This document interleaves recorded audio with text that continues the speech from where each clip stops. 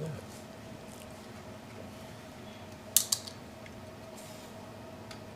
I need to take my glasses off. I always do. You need those to see. I do. Okay. Oh, look. It looks like it's working. Are we live? I think we're actually alive. Hi. Hi. Do you feel alive? No, I feel dead inside. Yeah, How about you? much. I feel pretty dead inside. It's been a weird week this past week. Tell me about it. The weather's been crazy. The weather's been absolutely crazy. Yeah. Extra gray. Extra gray.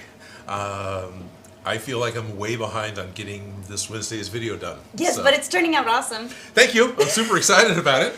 But It's all lighting up and blinking. it's yeah, pretty much. It doesn't quite blink. If it does blink, that's not very good soldering. But it's not supposed to blink. But it does light up, and I'm super excited about it. But it took days to get to that point to get excited about it. No, I 100% get to that. Oh yeah, I'm sure. Yeah. Oh, good. There's a couple people in chat. Nicole's so here. Good morning, Hey, Nicole. Nicole. Hello, Well, Nicole. good afternoon, officially. True. 2 minutes. Well, there's that, and it's 3 p.m. for Nicole. Oh, where is she? Yay, the mic works. So, Massachusetts? MA, right? Massachusetts. Yeah, Massachusetts. Massachusetts. Yep, that's it. I think I made jokes about Good Miskatonic afternoon. University before. Yes. and Dan Does Junk is here as well, and it is noon for him. yeah. 'Cause We he's- also got Squid Sticks over there. Squid Sticks! He was hungry last time. He was. So, Whack me. Hey, the mic works. Yay! Trust me, the mic works every time. Just sometimes I forget to turn it on. Details. We got a big heater behind us making I forgot noise. that. I will fix that. There you go. There we are. Hopefully that's not a big deal. So that, in this one instance, that's not a train. But so we'll continue with this. Hey, there's people in chat. Let's talk to the people in chat. It's Massachusetts. It's Massachusetts? Okay. It's Massachusetts. So, All right. Hello to Ohio. And the Jack Smith is here. Hello to you amazing people. How are you all doing today? Says Jack Smith. muy bueno. Ditto.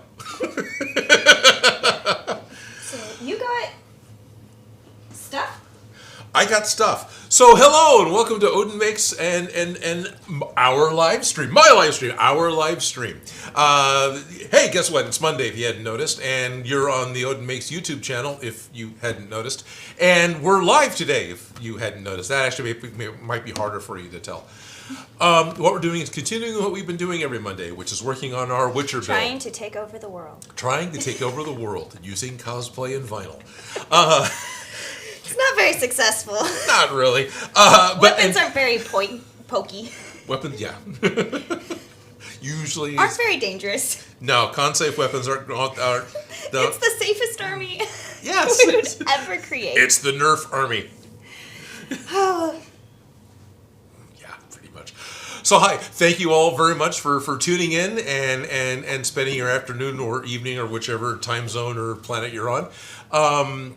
We're going to be doing this for the next 2 hours, probably a little more. It usually takes us a good 10, 15 minutes to sign off. And please hang out as long as you can and as long as you like, and we will do our best to interact with you in chat. I see it's actually happening.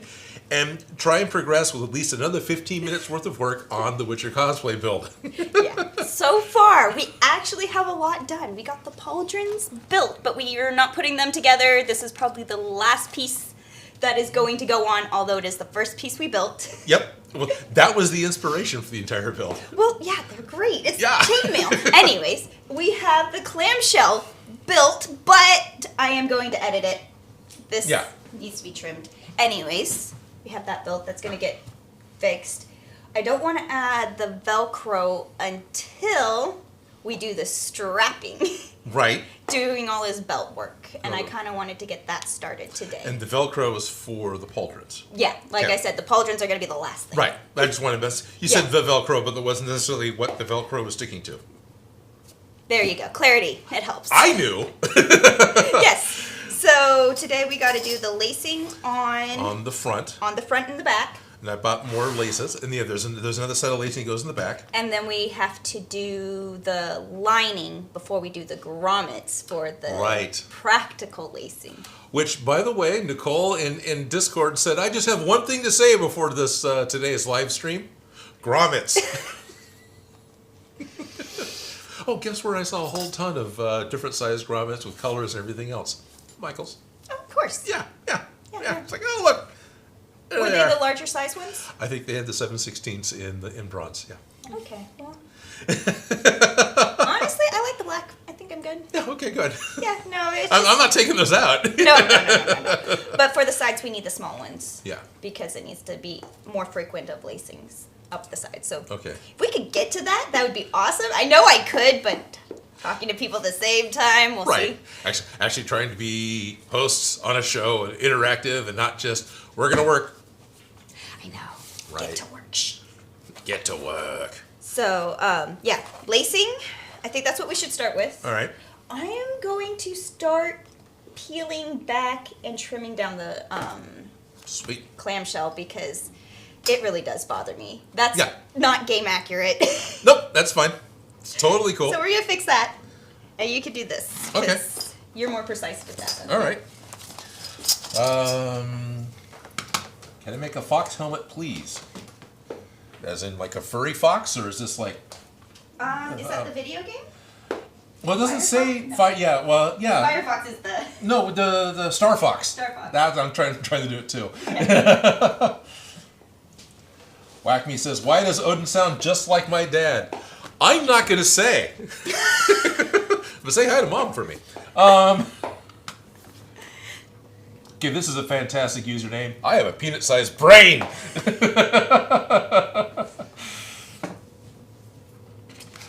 Green Mobsters, giving you compliments. Oh, thank you. Kid Domino says, hi, Felicia. Hi, Kid Domino. Domino like pizzas or the game? It doesn't say. It just says Kid Domino. So I don't know. Is it pizza or the game? Or is pizza the game? I'm getting a compliment on the shirt. Thank you, AFG122602. So happy birthday, December 26, 2002, I assume.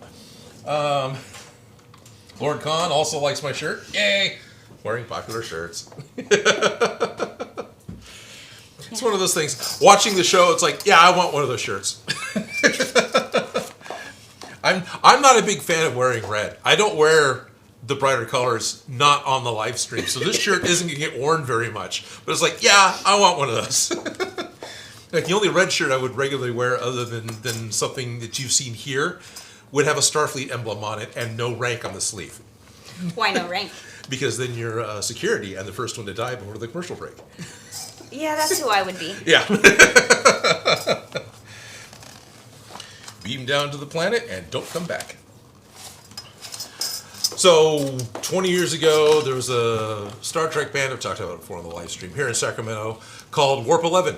They're actually still around and still putting out content, but they're more of a hobby band. They're more of a band that the guys enjoy doing when they enjoy doing it. So they're not pumping content out, but they still got like 7 albums. Anyway, they're called Warp 11 and warp11.com. And I was, a small part of getting that sort of happening in the beginning. Not quite. I mean, the band was around beforehand. There was for a whole different project, but there was a point in time when I kept it going, and then it got a little bit of momentum, and they picked up and really went with it, which is pretty cool. So, warp11.com, all the sex, drugs, and Star Trek songs you could care to hear. And one day, they'll be doing live shows again. And one day they'll be doing live shows again, whenever live shows happen. Yeah, they usually would do either a Halloween show or they would do the Gemini birthday show because the band leader, and one of his best friends, both were Gemini, so they always had their Gemini birthday party. The two of them, right? Sounds like fun. Yeah. Okay. So, anyway, red shirt's dying before the commercial break. Yeah. Big parts of the lyrics. And just so you guys know, there's Toby. He's doing There's great. Toby. Yep. There's Toby's butt. Toby's rump. So Toby and Bruno are here. And they're right there, just right off camera. Well, I could walk over and adjust the camera if you want. Oh, there you go. Oh, there you go. So Toby's enjoying himself. And Oh, well. Anyways, good afternoon. my mom says, "What's up?" Okay, I'm going to try. Ralph Merck ordering that t-shirt right now. Oh, hey, Starius Prime is here. I tune in, I hear Warp 11, it's a good day. Starius has seen Warp 11, and yeah. So even though they're strictly a Sacramento band, and Starius is not, he's seen them perform. In reality, I've probably met them working at the costume shop. You have, yeah. Yeah. Yeah. Yeah. Yeah. Yeah, no, it's like I feel like I've dressed things like that before. Oh, yeah. Yeah. So. Yeah, this is the ninja part. I'm going to need... That looks straight to you, right? If I go from here to here, just cutting off this? Yeah. It's not going to be... Do you want a 24-inch ruler so you get a little more than... I mean, you're pretty much there. It's going to V, isn't it? Slightly. It probably will V slightly, but... But I want a straight line. Okay. Anyways. Then you're going to need something longer. Yes. Thank you. You're welcome. I can get you something longer. You got a 6-foot ruler. Nah, this is fine. Okay. I just need a metallic pen of some sort that'll actually make a mark so I can... Does this one work? Yeah, that one works. I'm seeing scrolling happen. Oh, by the way, I do have viewer mail. I've got 2 different packages that have showed up, and I plan on opening those up at about 1 o'clock. So, yeah, Sean Kennedy and Nicole King both have sent something. So we'll open that up. If you have any interest in having us open up something during a live stream, even if it's just a letter, feel free to send it to the P.O. box I've got listed in the description. If you want something specific that Felicia's going to open, make sure you address it for her. And we're happy to viewer mail because that stuff's fun. Right. But no obligation. Have fun with the chat because that's great too. But I had people ask and I've done, so I started doing it. And a few things have shown up. Cool. Yeah, I got the pattern too, which I plan on using. The I like patterns. Artman 2019 sent me the pattern for the Mandalorian helmet, and I plan on doing that in February. Nice. That one sounds like a fun build. Yeah. You already have a pokey spear now. Got a pokey spear now, yes. Alright.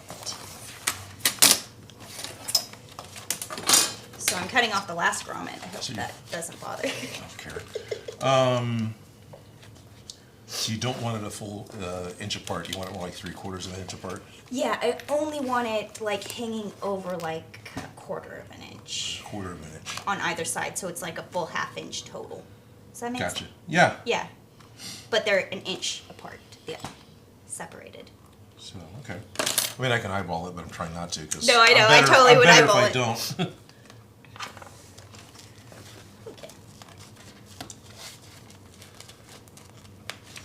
Okay. So, she's appealing. I am, aren't I? Yes, you are. Peeling this back. It's almost off. I like that this holds so nicely, but we can still peel it off. Yes, and that is definitely the quality of what the foam. Because the other EVA foams, not bad-mouthing other EVA foams at all, but they generally tear. What the foam is just that crazy rubberized tough stuff. So remember last time when I had you cut this because I thought you'd be more careful? And I cut through it? Yeah. Yeah. How can we not do that this time? Well, you're peeling it up. Let's take a small bit of something. And put it in between. That's what I was thinking. Do you have... I know I have little tiny cutting boards of these. Do you? It's upstairs on my desk. So not where we need it. Okay. Not where we Let me are. go see. There's probably... I got some thin plywood. You can always just...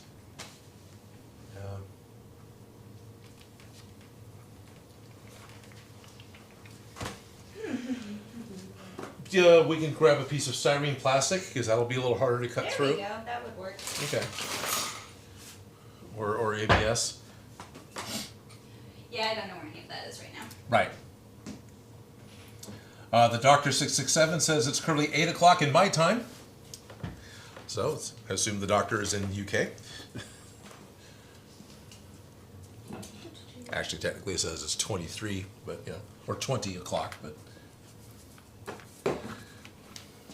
Yeah, I'm gonna let you find it. I can't.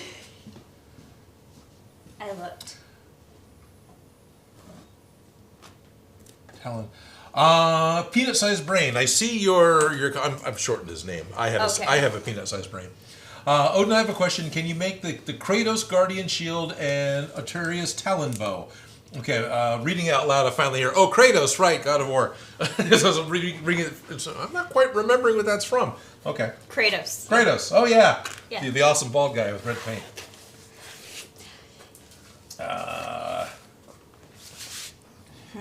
What if we just put a ruler in there? It's metal. Yeah. Sorry, I'm... No, I know. I just don't want to ruin this, but I want to start cutting. Totally. I was waiting for you to come back, so somebody was on set. Camera, and now I'm leaving. Hi, people. So, let's see. We got a greetings from sunny 30 degrees in Indiana. Hello. Oh, wow. In Indiana. Do you have any advice for evenly heating a 2x4 sheet of 33 millimeter Sintra? Evenly heating a 2x4? 2 foot by 4 foot sheet? Yeah. You need to make something. What about a heated blanket? What's that? What about a heated blanket? Well, I don't know if it would get hot enough. It would certainly do it, but I don't think it would warm it up. Well, it depends on what you need it for, because it would make it pliable, like if it was cold. It would make it a little more pliable. I don't think it would... And then, but what about an iron? Like an actual surface of the iron, or would that just in certain areas? That would just, you'd have to be actively ironing the whole thing, which you do, but I think you probably have to make a frame and suspend it over a heat source that could then heat the whole thing, which is what you'd end up doing if you're vacuum forming anyway. Yeah. So yeah, you'd have to. That's about the only thing I could really think of. You just build a frame, even with a little bit of a drop down that could help capture the heat, and set up a propane heater underneath it, or electric Or you heater could build a underneath it. Toaster and then open it up so you have all the wire. No, absolutely. Yeah. That's the way vacuum form machines work. It's the same wire. It's a big toaster. Yeah. It's a heater. Yeah. And Sintra at least is low temperature, but I don't think a heating blanket Well, if you needed will it get hot enough. Well, that's why I was wondering. It depends on what you need it for. Like, do you need it to be molded to a curve? Do you need it at flat? Do you need what? What are we why are we heating it? Fair enough. What are we trying to do with this? What shape are we trying to create? Because that depends on how hot things need to be. I would assume, because of the nature of the question, that it needs to be formed into something. Like you're going to make a press plate, pull it over a mannequin or something. Right. But I don't know because I didn't even see the comment. I know, and then there's so many, and they're that far away. Sorry, people. We're trying. Right. Honestly, we're not complaining. No, thank you for commenting. For participating. I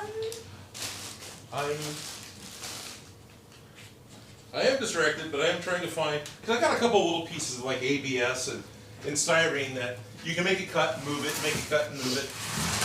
Okay. And it won't take up all the space on the bench. Jort says, Felicia, by the way, means happy. We're happy as well. Yes, it kind of does. Perfect. This is what I needed. And also, they say, can we have Odin's hand puppet make a comeback? So. No.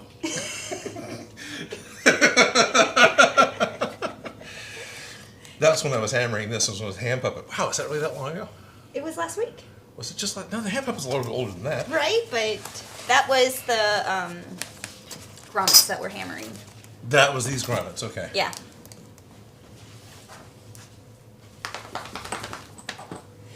We got a hello from Moscow. Sweet. Hello, Moscow. You got a new subscriber, Ahmed, and a woman to my good sir. Cool. Cool. Yeah. People are commenting on the movie. I see people are commenting on the movie. Yes, I have seen the trailer. Yes, I am excited for the movie. I've watched the trailer a number of times at this point. No, I don't think necessarily it's going to be a fantastic, ground-shattering plot. I don't think it's going to be Oscar-worthy, but I think it's going to be giant monsters beating the snot out of each other, which is all I want to see, so I'm going to be pretty happy with it. No matter what, you're already happy that it's happening. Pretty much. They're going to have to seriously screw it up to make it a bad Godzilla movie. Right? It's possible. They can do it. Roland Emmerich did it. But, but you know...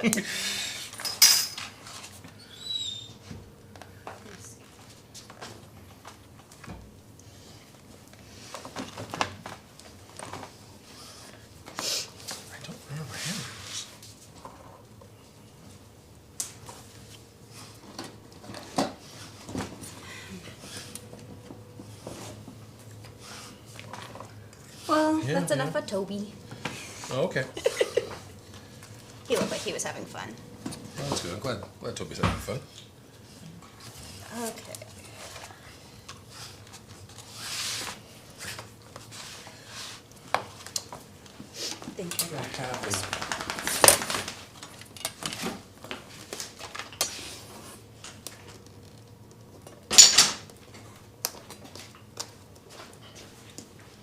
Got one non-metal hammer. Let's see if it'll work and not be horrible.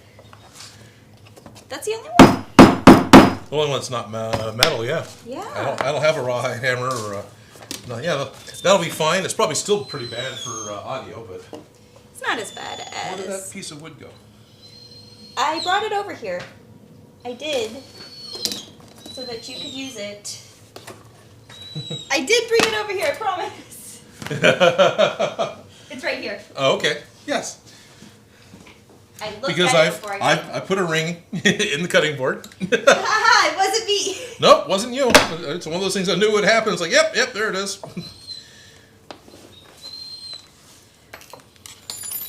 All right. Okay. Seeing a lot of BioShock 2 requests. Is there, aside from it being a popular game and a good game, has something new happened with BioShock? I mean, it's all BioShock 2, so it's specifically... But I'm seeing the hand drill, and now we got the player helmet. Although it could all be Fun Time Spring Bonnie talking about it. There you go. Fun Time Spring Bonnie. That's a implication name there. It's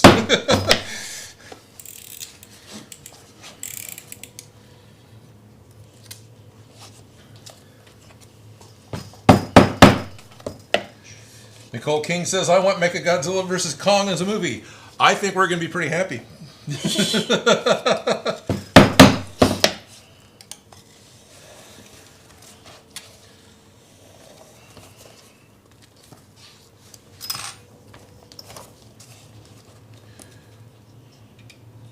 know it's hard to talk and craft at the same time, right? Yeah, it is. And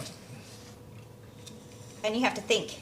yeah, and I ruined it. So... Did you get off on your marks? Well, apparently, yeah, the ruler slid on the marks because those are horribly off. These outer two are an inch apart like they're supposed to be. This one's... Not in the center. No, not at all. And there isn't anything I can do to fix it. Well... Getting to where I'm really, Technically... You can fudge one in the middle. Well, I can put one in, yeah, but it's just... Yeah, it's off. It's not going to be evenly spaced. No, there's a hole that isn't going to go away. Right? It's not going to You heal. can't poke a hole in leather and fix it. Or vinyl. I can do that. Super glue, no. It's okay. There's a lot of ways to fix it. Burn it. Start over. No. You can knit all that chainmail.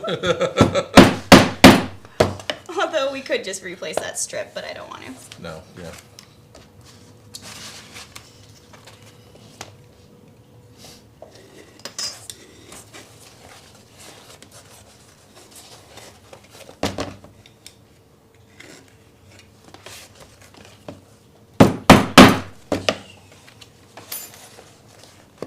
Almost out. Creepy. What? There.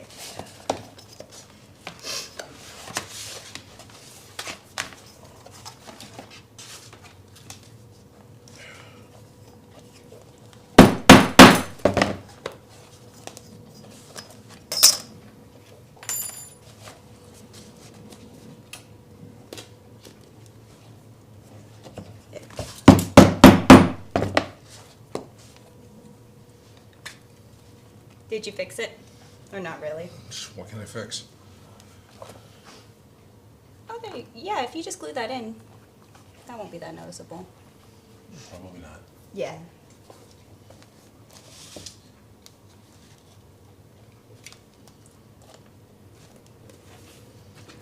Have I seen the trailer? Yes, we're still talking about the trailer. Yeah, you were excited about that. I was excited about that until it just, like, Monday hit me in the face. Can't be can't be excited about something and put a hole in the right spot. Yes, I've seen the trailer. Yes, I'm excited about the trailer. Yes, it does look like, from many different angles, Mechagodzilla is in there. There's at least 2 different images in the trailer that definitely look like it's going to be Mechagodzilla.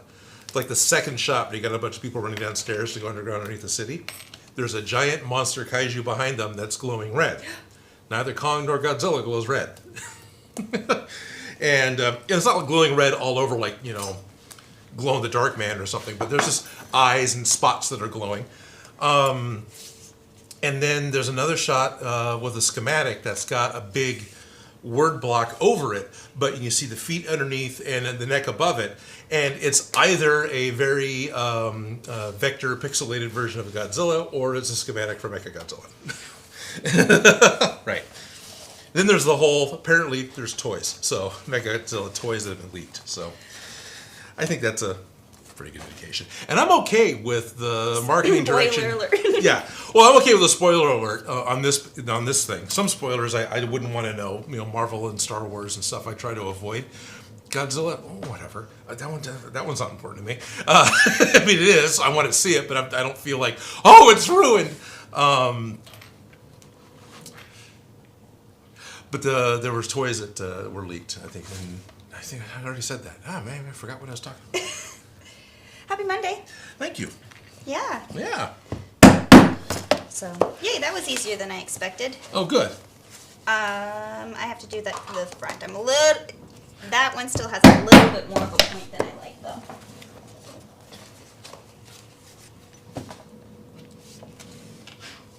Oh, we should be fine.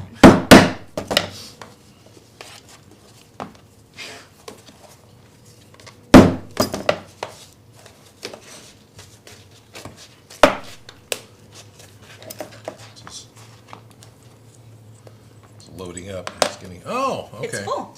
It's full. It doesn't pass through. That's why it's full. Okay. Keep trying to poke it through, and there's not a hole. There's not a hole that goes all the way through. So it's getting all jammed. Yeah, Yeah. I can see that. Where is?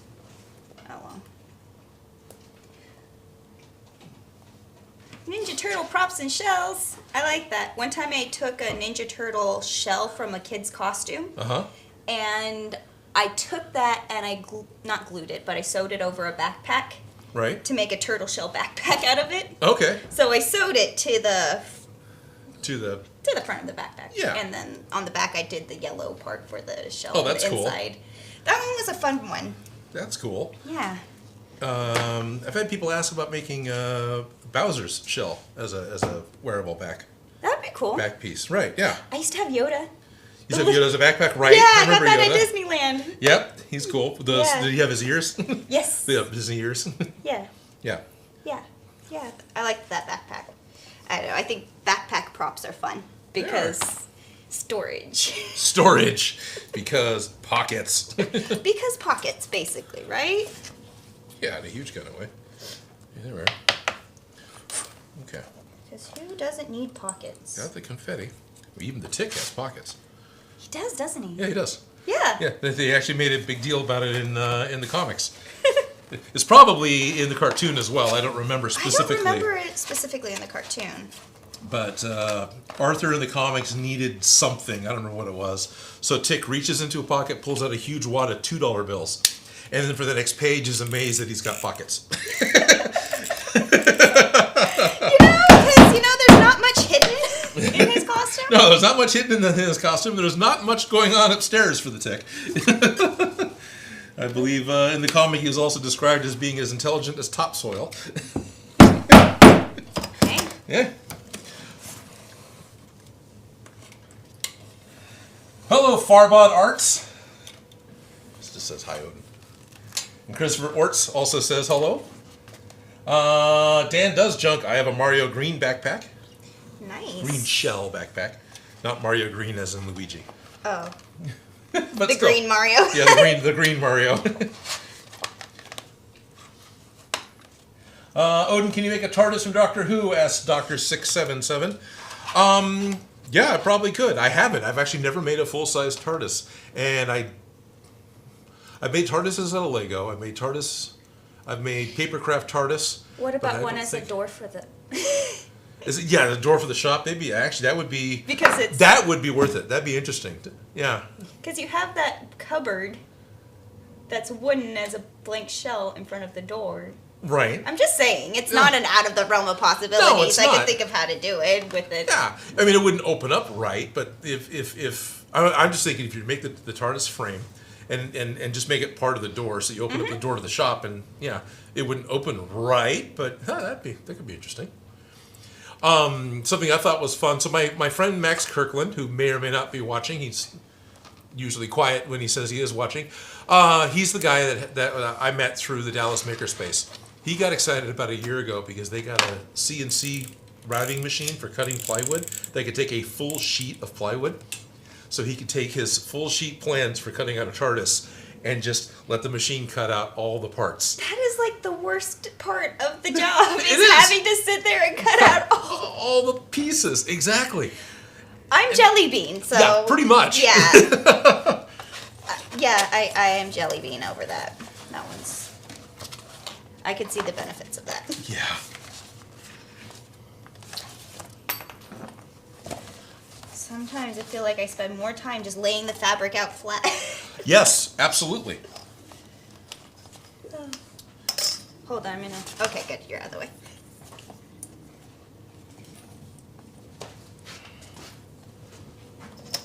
Sorry if I step. No, you're all good. We are sharing crafting space and camera time, so it's all good. Yeah, good. You can use that as a gauge. Angel Esparza Zamora says, I love your videos. Thank you, Angel. Chris SP just says, spoon! Farbot Arts says, hi, Odin. I think, again? Maybe it just hasn't moved that much. Hunter187, good night, guys. Have a nice day. Can I ask what you guys are making? We are making the generic Witcher armor. We are, can I flip over? We're making Geralt's armor, the basic armor from the beginning of Witcher 3. That's the inspiration for what we're doing. And we're doing the pauldrons, the clamshell, and the girdle with the strapping. We're not going to be doing the sleeves and... Yeah, we're not doing sleeves. We're not doing pants. We're all the kind of upper body. The technical armor. The technical armor, yeah. Yeah, so that's what we're working on. That's what we're working on, slowly but surely. Yes. If you go look at all the live streams and see whatever the date was that we started, because I don't even remember that right now. Right. Last week was the birthday for Odin Makes, and then Sunday was my cake day on Reddit for Odin Makes. Oh, but Happy Cake Day. Hey, thank you. Did you get a lot of karma? I don't think so. You have to actually participate to get that? Yeah, that helps. Yeah. And I don't participate that much. Pretty quiet. I pulled an Odin and I cut the vinyl right there. Right there, right in the front. Is that the front? Yeah. Is it really? Yeah, center front. In All the right. center. Yeah. That's All right. okay. I'm sure glad to know that that's an Odin. You did it last time, and that's why I decided to do it this time. Yeah. So that anyways. So you pulled an Odin. But I'm going to put a trim piece right there, so at least I can cover it up. But I was trying not to. We have vinyl glue. We do have vinyl But glue. I don't think that's not a vinyl patch kit. That's more of a patch than... No, we're going to cover it up. It's not going to be, Is there a trim piece, or is it... Yeah, that's why I'm straightening it out, because we added that curve for mobility when we did the first fitting. Right. But then the curve isn't accurate, and we still needed it higher, so I just straightened out the lines and trimmed it straight, because he has a trim piece that's straight across the bottom, and there's a piece that's straight across the bottom of this one, so... Oh, okay. I'm going to cut out the strip, stitch it, and then glue it on this one, so it looks like it's stitched on, but it's just going to be glued. Okay. And that's what the vinyl... That was what the vinyl glue was for? Yes. Okay. Because I want to stitch it and glue it, not stitch it for reals. Okay. Yeah. I just want to pop off this stupid thing. I need a wedge. Popping off the grommet. Popping out the grommet? Yeah. Popping out the grommet.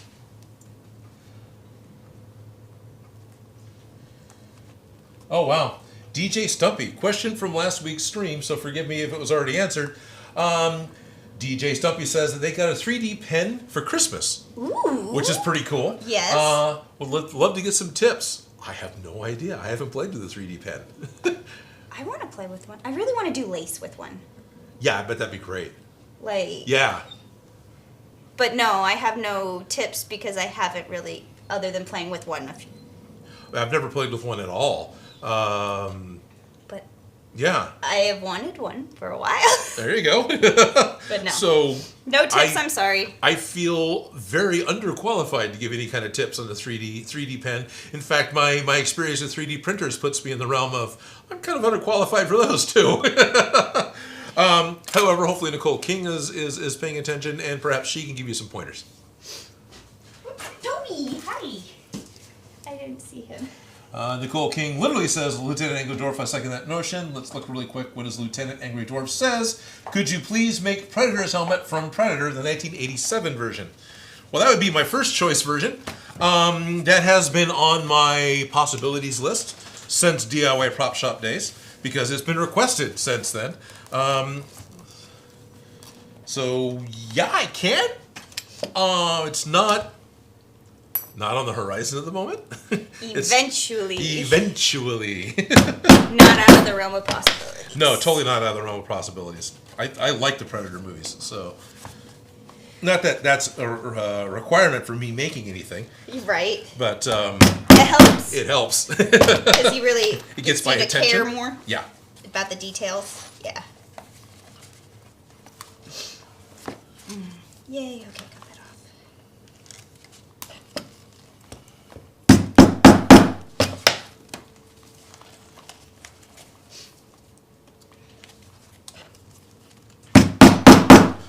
So I'm using a coffee stir stick as my guide because it's the right size. Yep. Yeah.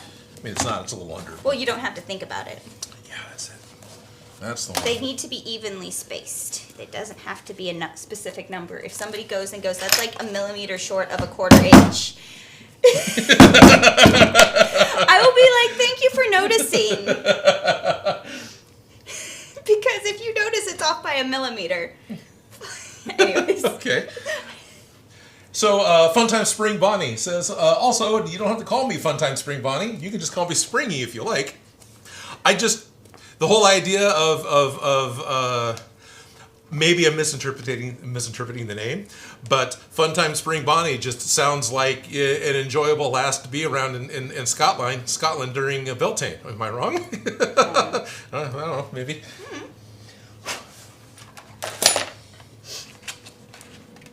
Hey, Odin Makes.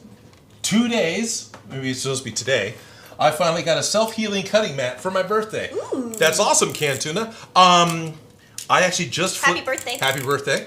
I actually just flipped this one over, and I ordered one. But then I realized, no, I can probably make the other side work again, so I'm going to milk this mat for another 6 months or so, I think. But there's a box behind the camera. I just ordered a new one from Blink, so I've got yet another mat. It'll be my third mat since I started doing Odin Makes. Still green. Nice. And, yeah, I want to keep the green because that's the look, even though it's been pointed out by some camera friends that maybe the green light isn't like the best reflective. Balance. Yeah. Brings out those olive tones. Oh, yeah, I think it does. I feel like I have a little ninja weapon now. That wasn't you telling me. I'm pretty sure that was No, it Neil wasn't telling me. Okay. No. I find your yellow's a little strong, but Yeah. that makes sense, the balance of the green, but I don't hate it. Natural light, well, green in sets in general makes things look more natural, throwing plants and things, so. Right. I'm always a fan of green. What's interesting to me, since we're talking about light, all these lights are pretty much 4,000 Kelvin, right? They're all very warm, warm light. I've always preferred 56. I've always preferred the really white, brighter sunlight, daylight. Yeah. This is still technically a daylight, it's just a warm light. And when I look at myself on video, on my old videos, things were, when I was at Zot's shop instead of here, the light was more in that spectrum, and I'm way happier with how I look there than I do here. I don't like me under warm lights. Never have. So, yeah, whatever. Do I have control to change that? Yeah, I do, but, you know. Yeah. This is set up, and I turn it on with a light switch. So. Oh, hey! Speaking of set up with a light switch, after the fun of last week, I did a quick social media post on it. I went out and bought a UPS. I bought a battery backup, an uninterruptible power supply. So we won't have two-parters anymore on So purpose. hopefully we won't have it. Yes. Now this will only protect me here within my actual shop. I've got it hooked up in the corner over there. It's plugged into the computer that's doing the streaming. It's plugged into the Blackmagic box that's taking the camera information and turning it into a stream. And it's plugged into the main camera that I'm looking at right now. I actually need to plug one of the lights in it too, because if the power goes out, we'll lose all the lights. Details. So they won't see much. They won't see much, but so if I do all that, then and also the actual internet within the building was plugged into one as well, the actual router. So hopefully the internet is safe. The internet is safe. The stream is safe. The stream is safe. The lights are not. Right. As long as it's a simple thing like it was last week where the wind caused a spike in the power and it just dipped for a minute. Or there's times, you guys have experienced it as well, when the power outage is small enough, it doesn't affect, the utilities that big, right? Because if even upstream of our building, the internet goes down, we're still going to go down. I have no control over that. But the portion that I have control over, I've tried to make better. Yay, Yay. infrastructure. I went to Costco and bought a thing. It solves a problem. It solves a problem. That's happened twice or 3 times now. Has it? I think it's only happened twice during live streams. Yeah. And I think it's happened once or twice while I was just shooting. But that's not that big of a deal, because I'm shooting. I can, all right, well, redo that. Yeah. So there's your hole. There's mine. Oh, nice. At least they're only on the front. No, it's okay. Look, it's pulled all the way now in a Right. straight line, and we're gonna put a thing You right wanna put a across thing? the Yep, so we won't even see it. that's cool. So yay! Good to hear. For not seeing mistakes. I'm saying Odin Make an Iron Man armor or just the helmet. Again, it's on the list. It's actually been bumped a couple of times. But I feel like that one has been on the list since I. yeah, oh yeah. Well, for the longest time, I was afraid of doing it because I didn't like how my Bumblebee helmet turned out, and I was afraid of making a derpy Iron Man because I figured that would be worse than not making Iron Man. Now that I'm in War Machine, okay, You're ready. I'm cool. I'm okay with this. Mecha Godzilla happened, and a few other things happened. And Lots of fun projects. Iron Man hasn't happened yet. Yes, eventually. Eventually. It's coming soon. Keep watching. Coming soon to Odin Makes near you. Did you need anything from here? No. Okay. Putting that in there. I am going to go get some more of the strip stuff.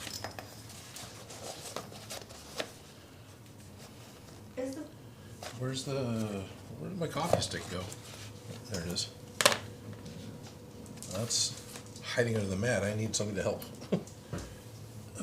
Oh, the project bin's over there.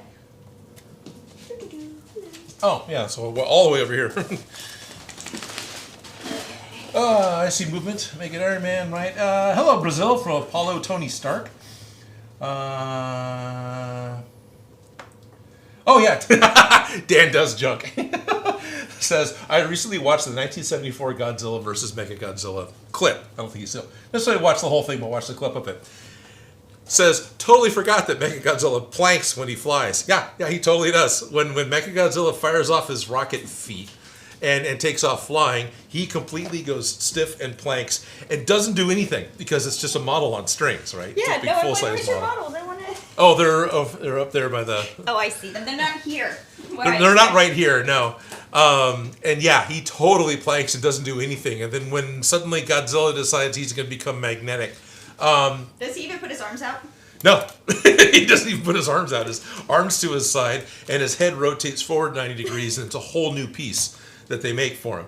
And then that's it. His tail's straight, and yeah, and his feet are still like this with rockets firing right out. Yep. It's Speared. I believe a good word for it would be cornball. At least in the more recent films, the ones from like the millennium, right, the late 90s and 2000s, he has a whole additional backpack to help make him fly. which oddly enough really bothered me in RoboCop 3. Really? That's what bothered you? Yeah, because it was such a joke in RoboCop for him getting in a car and always bottomed out every time he ever went up and down any kind of ramp, right? You get in the car, and the car tilted to the extreme side where RoboCop was, and you drive up the ramp of the police station and sparks would fly. And he was only wearing half his costume. And he was only wearing half his costume. He didn't have any pants on. That's all I think of him when the car is like just going. And then he puts on this little backpack, like Buzz Lightyear-sized backpack, and all of a sudden now he can fly? It's like, what? How much lift does this thing have? Maybe it's magnetic. Okay, maybe. Maybe there's magnets. Maybe it's just poorly written. I thought we had more black vinyl. We do. If it didn't make it in the project box, it might be on the table, or... Okay. But there should be more black vinyl. Yeah, because I thought there was a big piece of it. It's folded up somewhere.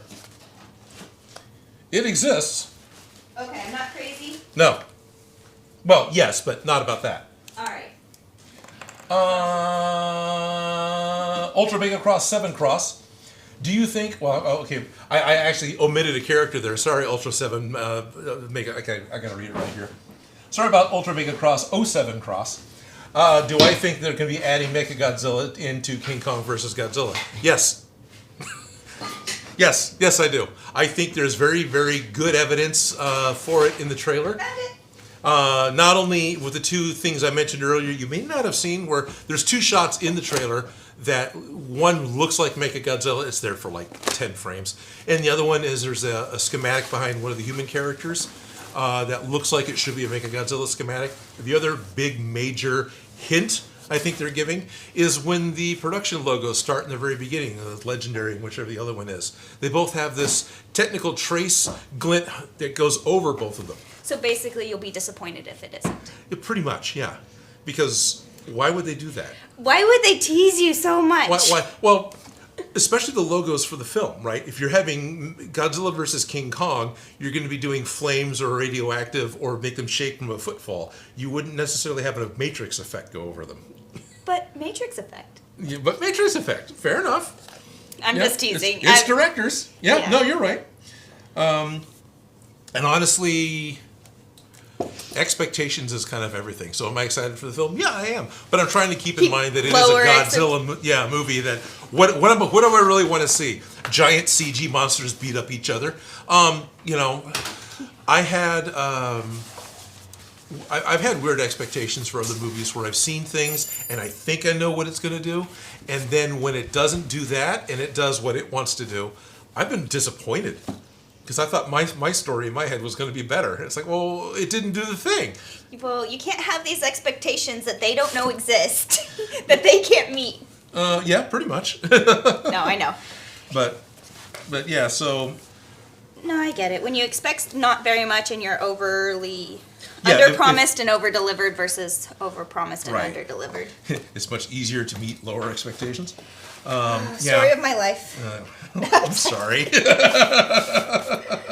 All right, this is too big of a piece to cut. Without it, nope, don't cut fabric with it hanging off the table. There you go. It's just really not worth it.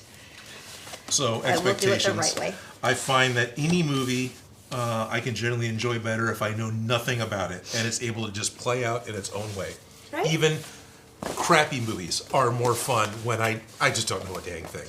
I don't even mind honestly knowing what's supposed to happen in the story. You know, like I don't mind knowing everybody dies in the end because emotionally I'm prepared for that. Fair enough. But honestly, there's a couple of directors you can look at and go, oh, Garth Edwards directed it? Yeah, everyone's going to die. Yeah. Or Gareth. Maybe I said that wrong. He is Gareth Edwards. But anyway. So I get that. Yeah. But, so I'm not opposed to spoilers. Never have been. But yeah. As long as I don't lose the magic of watching movies. I know a lot of people who work in production lose that movie magic. They can't watch a movie without hearing the sound guy making mistakes or watching the lighting going, I see where that source is coming right. from. Or the where costume. is that source coming from? There's no practical means for that light to be coming from anywhere. Right. You're seeing, there's a pair of these shoes that aren't correct in this. There's so many things that can just break the magic. Yes. It hasn't been broken for me yet, thankfully. That's good. That's good. So at least there's that. There is that. Period stuff. When they, not necessarily time travel, but something is set in a particular time, and they pull out something that makes me question, that doesn't seem right. And it's usually something that's within my lifetime because I feel like I have a little more experience with that. WandaVision. It's this newest episode is taking place in Spoiler alert? Not really. No. Okay. It's color, right? We knew that from Yeah. last week, and the new episode is pretty much taking place in the Brady Bunch house because every episode so far has been based off of a sitcom. You've got Yeah. the Dick Van Dyke Show or the Lucille Ball Show, because that one's kind of a mashup. And then the second episode was very much Bewitched, and that's why they went color at the end, because Bewitched did that. Yeah. And then the new one's the Brady Bunch house. Anyway, a character at one point needs a bucket, and they go and in this extremely 70s house and grab a square bucket. I mean, it's a really dumb thing, but I don't remember seeing any square buckets until the late 80s.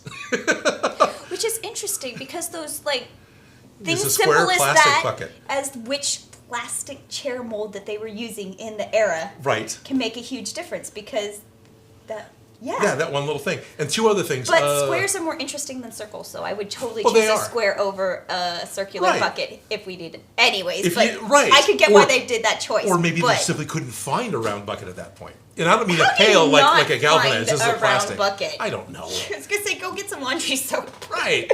But like Yeah. Super 8, another one that took. I'm saying that right. Yeah, not 8mm, Super 8. There's a difference. Which was the kids making a movie with an alien that it was a J.J. Abrams film.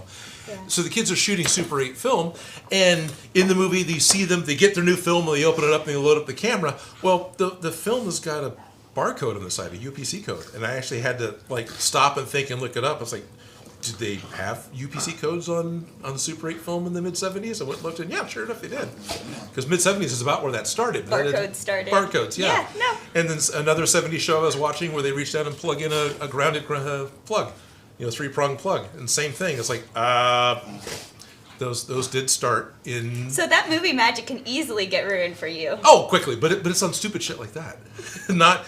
I don't more about the lights, and I love watching for boom mics, but that doesn't. None of that ruins it for me. But I just really question silly little details with period pieces.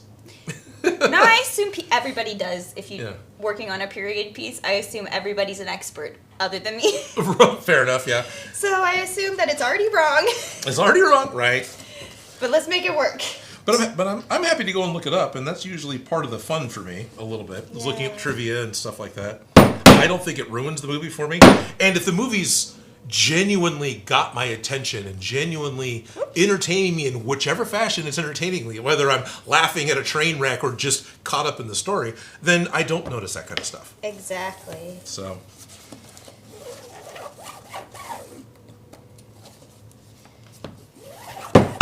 Like I totally didn't notice the technician that was...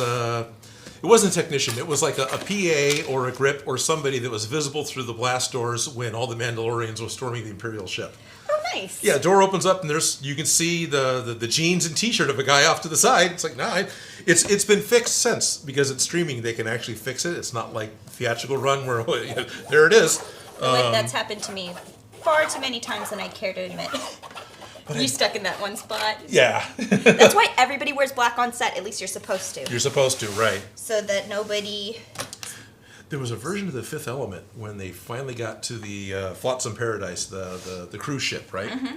And welcome and the doors open up and they got lays and it's all this big Hawaiian, and they put a wide-angle lens on the camera to go through the door and see the expanse of everything. I'm assuming when they first set up the shot, they didn't use a wide-angle lens and decided, no, we need to add one of these in.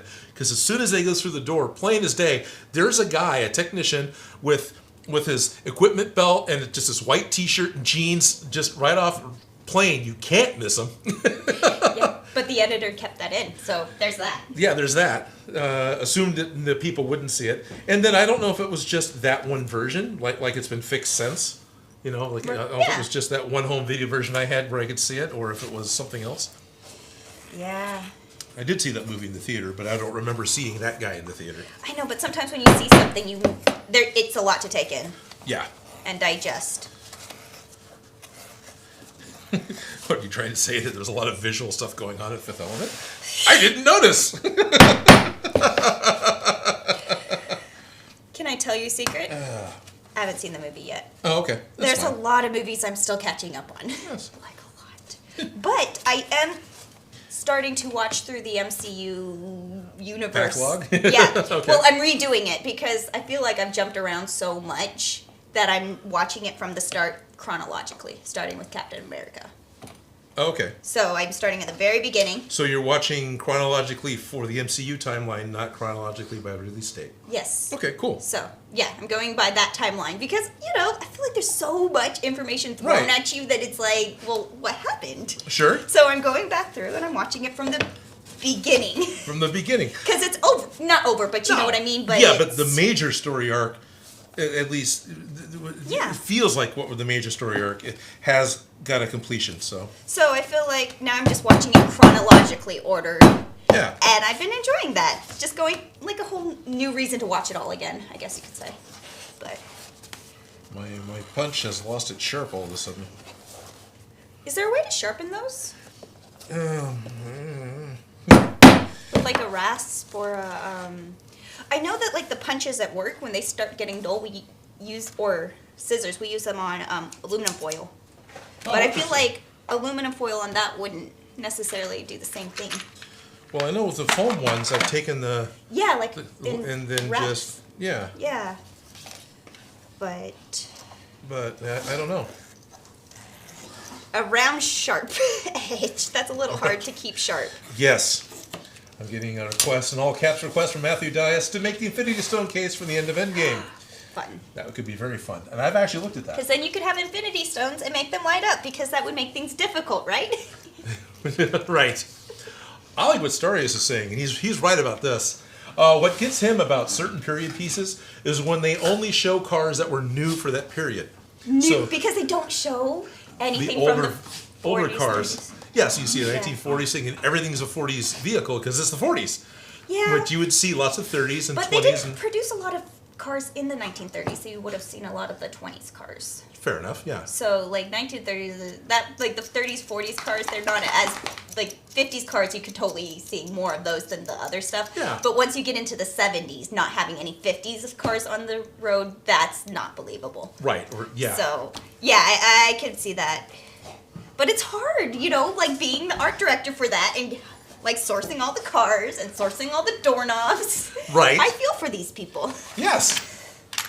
I've never sourced doorknobs, but I have a few times. Okay. Yeah. And I know Mr. Weasley's got a doorknob collection, but he could probably help be an authority on that. But it's just like the simplest things. Like, they all add up. I saw this really quick. Where'd it go? There it is. Preston A says the bad Godzilla in the trailer, because they're one of the things they're asking about in the new trailer from yesterday is why is Godzilla attacking all these cities? Anyway, it says you can find metal under the skin in an image. Is a great homage to the original Godzilla versus Mechagodzilla because in the first movie, the first time Mechagodzilla attacks, he's wearing a Godzilla suit. Oh, did they go through the effort to give him a costume? No, they just made an appliance this type of thing to so it starts flaking off. And then the few times in the 74 Godzilla versus Mechagodzilla movie, the few times when two Godzillas had to be on screen, you had the hero Godzilla suit, and then they actually used a Godzilla suit that was made for public appearances as the secondary Godzilla. No, I totally get that. Yeah, I don't want to make another suit. Hey, it's one. Hey, did you know what that means? That means I can open up bear mail. That means the dogs can go nuts. There we go. Toby, you get him, Toby. But yeah, I was actually trying to pay attention to that too and see what was hinted at as being Mechagodzilla, and I was questioning what was Chrome Godzilla parts and what was just wet Godzilla, because the way the lighting was, a lot of it just looked like wet Godzilla, and exaggerating the amount of water coming off of him because of the size. And there's a point when I thought I was seeing a third tail, but it was, or second tail, because Kong doesn't actually have one. But it wasn't. It was just a good close-up of Kong's axe, which would be a fun thing to build. His axe, His not axe. his tail. No, not his axe tail. Just his Kong's got his own Stormbreaker. So, Yeah. yeah. So, all right. So do I keep pounding holes? Well, Well, it's taking me an hour to get this far while talking. yeah. Or do I open up viewer mail? Oh yeah, we gotta do the viewer mail. Let's do All that, right, and then let's you do can finish that.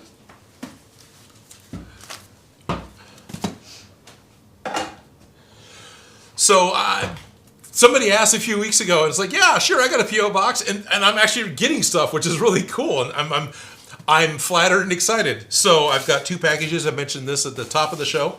One from Sean Kennedy and one from Nicole King. I believe these are both patrons. I know Nicole is. I'm pretty sure Sean is because I've seen this name before, and I think I've done the. I want to thank Sean Kennedy, and so I'm pretty sure. So I'm going to open Sean's first. Oh, I got scissors. Doesn't have to be hard. I'm just always afraid of hurting what's inside. There we go. Viewer mail. We got bubble wrap. There's a little bit of paper in here. Says note. Odin, on the last live show, you seemed in need of 9 sharp pokey things. Here's one I made when I first got my lathe. The handle is black walnut. Oh. Ooh. Wow. Isn't that exactly what we This needed is exactly what we morning? needed. Yeah. So this is made in all. It's a pokey thing. All right. That is awesome. That's a good pokey thing. That's a great pokey thing. Hey, is it the right size for what you need right now? Just about. Yeah, it is.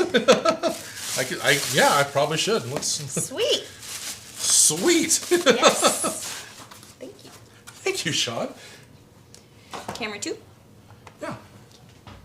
I didn't set up a good close-up camera. Yeah, but there's really not a good. it's a nice pick. No, There it's we not. go. It's a nice little pokey thing. It's lovely, isn't it? It's lovely. It's a lovely pokey thingy. My guess is it was Felicia on the set with the pokey thingy. Maybe. Maybe. I wouldn't deny it. You wouldn't deny it. So that's one present. That's one present. I'm amused that it 2 pages came off the notebook. Well, doesn't it always happen? Yeah, it always happens. It's really hard not to. So Nicole sent one and specifically has notes this side up. Probably because I'd like to make a inappropriate mail bomb joke, but I won't do that. There's the...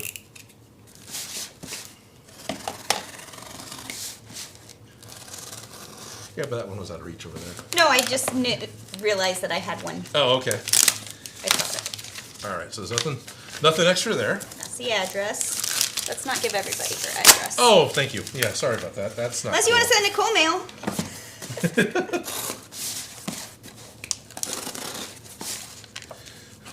Congratulations. You know I have anthrax. Why waste perfectly good anthrax? By the way, perfectly good answer. You know how hard it is to get that? Oh, right. Okay.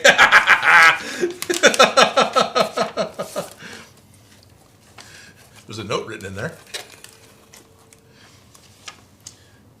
Oh, if you think that's cool, remove this piece of foam. There's more. Put it on camera 4. On camera 4. Camera 4. And there's even a thoughtful cutout to remove the foam. That looks like the file to be able to print more. I love it. Nicole had asked what phone I had. I'm pretty sure. Is that your phone size?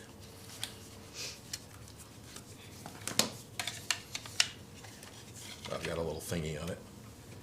I use a magnetic phone charger. Oh, cool. That looks like it'll fit. I might have to warm it up. Yeah.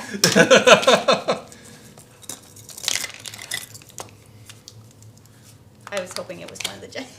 Oh, one of the giant ones. Are you disappointed it wasn't one of the giant ones? No, that's fine. I like it. You know.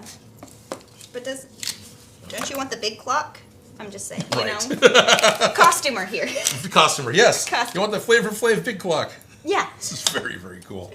I love it. You could have it like a little in front of you. And they're different sizes. Like that one's thinner, and this one's a little smaller. And I remember she sent me a picture where, because I sent out stickers to a lot of my patrons, and Nicole got some stickers. And it happens to be exactly the same size as, well, one of these is. I think it's this one. There's more. Is there more? No, I don't know. I'm just digging. There's tissue paper. Ta-da. Ta-da. Okay. That's all. That's all, folks. That's cool. That's awesome. Make sure this doesn't get lost. Yeah, don't lose those. No, don't lose the file. Awesome. Oh, wrong camera. Awesome. Thank you. Says too late. We already showed her address. Yeah, well. So. I'll need to pay more attention to that in the Please future. only send nice things to Nicole. Right. Send her flowers, maybe pizza. Maybe pizza. Pizza would be fine. Yes. What's your favorite kind of pizza, Nicole? So she's like, anything nice? Should I read it? It's well, not sure. It's a big letter, and I don't necessarily want to read through the whole thing, and I don't want to read off anything that's personal. Okay. From either to me or from her. So Jack of all trades says, "Hey, read the letter." Hey, read the letter. Oh, so you want me to read the letter? Jack of all trades. Jack of all trades is all right. Story time. Story time. Odin Abbott. As you know by now, hello, it's Nicole from Patreon and Discord. Hi, Nicole. I've been watching your videos for as long as I can remember. I think as far back as DIY Prop Shop. 4 years at least. Yeah, 4 years at least, and Maybe 5 or 6 5 or going 6. back to 2014 DIY Prop Shop, if not 13. Yeah. Yeah.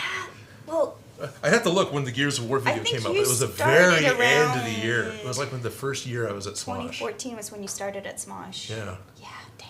Anyways, so. Yeah, end of 2014 then. Yeah, because end Yeah. of 2013 I was doing Beyond Geek. Right. Yeah.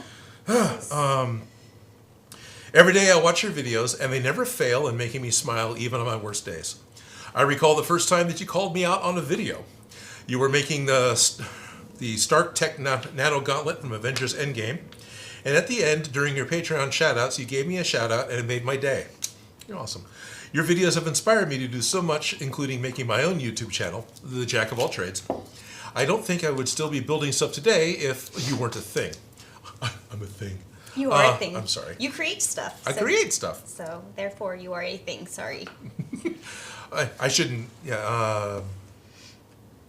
In my life, I'm not like other kids. I go to a different school than other kids, and I act differently than other kids. And your videos and posts, and just you in general, really help me get through the day. I even made Captain America's broken shield a day before you posted the video of making yours. I sent you a photo on Instagram, and once I saw that you liked it, I couldn't believe it. And although I'm a fan, and we only ever talk over Discord, and one time on their podcast, I hope we can meet someday at a convention so I can say hi, and maybe if I get more subscribers eventually, we can do a collaboration in person. And I tell you, that'd be a dream come true. Aww. Uh-huh. So in order to show my appreciation to you, I sent you a box of assorted Odin Makes items, custom-made, designed, and 3D printed by me. I lost my spot. I looked up. Inside, you'll find a series of 3D printed Odin Makes logos. What's kind of ironic is how dead on the medium-sized one is to the dimensions of the sticker. A custom Odin Makes Google Pixel 4a phone case, which I've got there. And, wow, I can't believe how quickly I lose my place. And finally, an Odin Makes necklace pendant. And each one of these was printed on my Anycubic Mega X 3D printer that I also took inspiration from you to get and modeled on Fusion 360 by Nicole. If you'd like to start selling these on Etsy or give them to my patrons in your Patreon, I have the SD card with a 3D file on it for you to print and make a mold for casting. And every item I sent to you is free of charge. Thank you. Well, that does make a big difference. It does make a difference. It is someone else's art. Yeah, thank you. And crafting. So hope these items. Hope you like these items. And remember, there's a lot of different ways to make something, but this is how Nicole makes. This is how Nicole makes Odin Makes. and P.S. Just in case you didn't notice, this is packaged in EVA format foam. I noticed and I appreciate it. Yeah, fully appreciate it. This is very cool. I think if you wear the necklace, it will look like he's eating it. I probably should wear the necklace. I know. I like it. This is what But I want it Flavor Flav style. Would you like an Odin Makes? I want the Flavor Flav one though. They have the Flavor Flav one. Aww. Very, very, very. They like the logo in front. They like the logo in front? It makes a difference. I think it really does. Like, so, you have a good logo. Oh, well, thank you. All right. I'm going to go grab the sewing machine. I will be right back. It looks like somebody... I see that. I saw it pop up while I was reading the letter, so I was giving it turns. Yes, a Gotham Knight. Don't know which one, but a Gotham Knight. K Knight, not an evening. 20 pounds. That's like more than American money. Wow. Here's to keeping me on my costume and prop journey. You have inspired me to make cool and fulfill my dreams. Thank you. Also, what did you think of the Mandalorian, and how would you make the flight suit he wears? The flight suit. So the actual the suit underneath. So flight suit, first thing comes to mind is like the Ghostbusters are wearing flight suits, the coveralls, or you're talking about the armored flight suit. Or are you talking about like the Phoenix Rising backpack? Yeah. I need to see the photo. Right. Reference photo. It's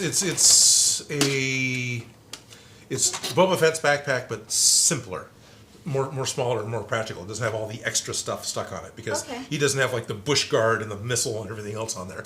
Okay. But how would I go about making it? With the basic backpack structure. Possibly. Because then you start with the.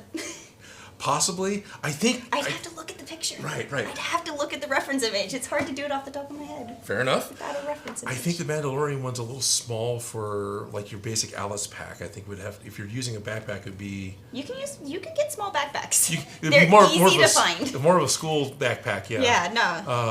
But I just like pre-built structure. That would probably to build work, support upon. You know. Yeah. Otherwise, I'd probably make it out of Sentra.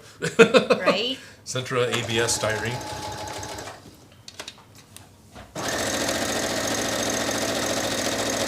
And Artman is right there to help. That's cool.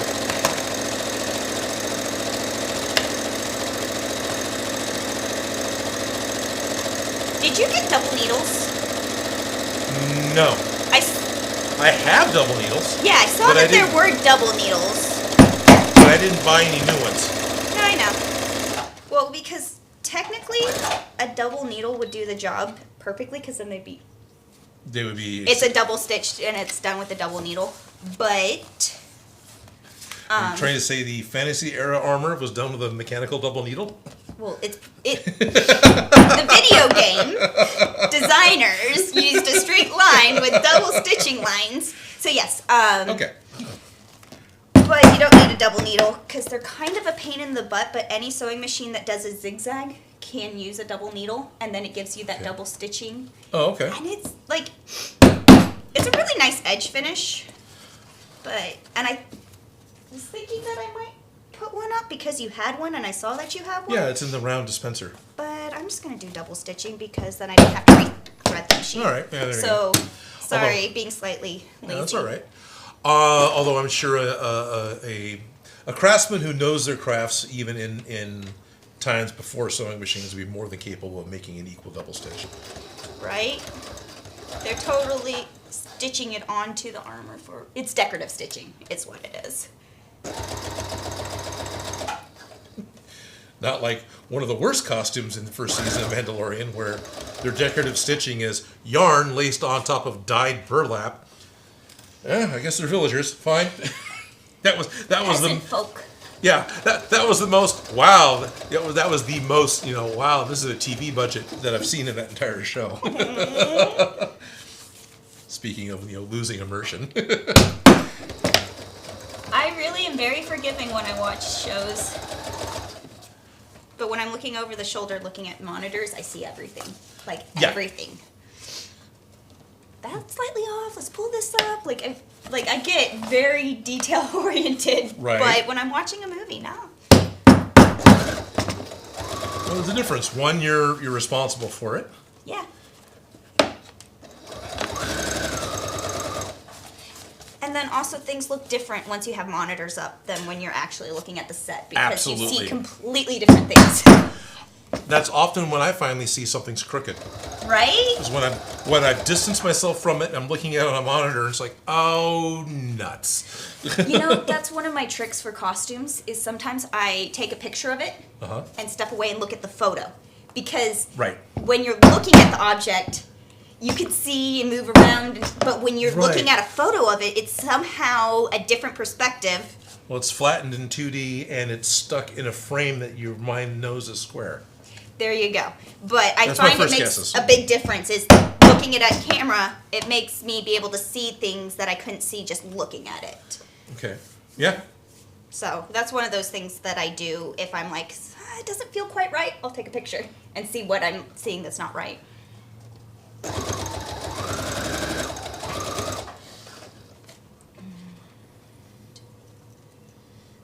So... Artman 2019. Believe it or not, Odin, you were actually the first prop maker I watched. I think the first video I watched was the Ant-Man helmet. Wow. Awesome. Thank you, Artman. Artman, Ant-Man. Artman, Ant-Man. Oops.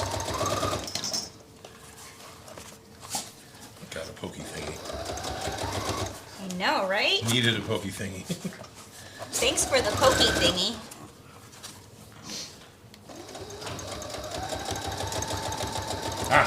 Sean Kennedy, time to pick up the kids. Love the streams. Great work. Thank you. Say hi to the kids. Be good, kids. Don't forget those. Yeah, They're important. Don't forget those. Yes. It is not fun to be a kid and be forgotten. Right? Yeah, nope. Did your parents forget you too? Yep. It's more than once I was waiting to get picked up from school and the office staff were locking up and going home. Yeah. Yeah, that was 5 p.m.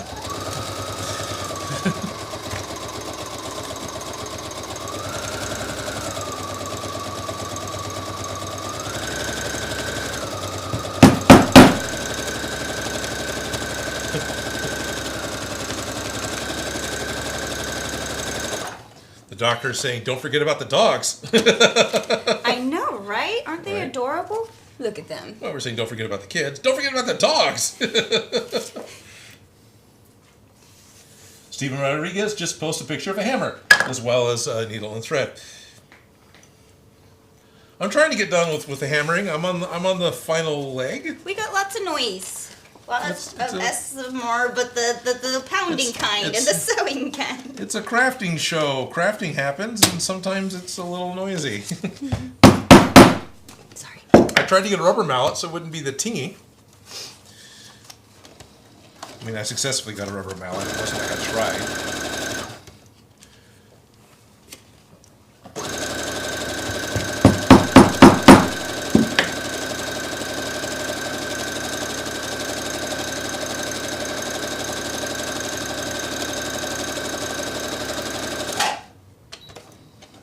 Grunson, good night. Well, I have to hit the sack. Good night. Have a lovely sleep. Sweet dreams. Sweet dreams. Canned tuna. This is the second half. 2 days ago, asterisk. So now I've got to actually remember something. Do I have any tips? I'm kind of afraid to go too harsh and ruin it already early on. Should I cut everything like I usually do? I usually use EVA paper model. Oh dear. I was hoping I'd get a context clue to really make my brain work there. No, you have to actually look. Yeah, no, actually I have to kind of look. Okay. This is Canned Tuna, who's been active from day one on the live streams. Hi, Canned Tuna. Hey, hi, Canned Tuna. I like your username. Yeah, I can remember it. Canned Tuna, wow, Canned Tuna's been asking this multiple times. I finally saw it.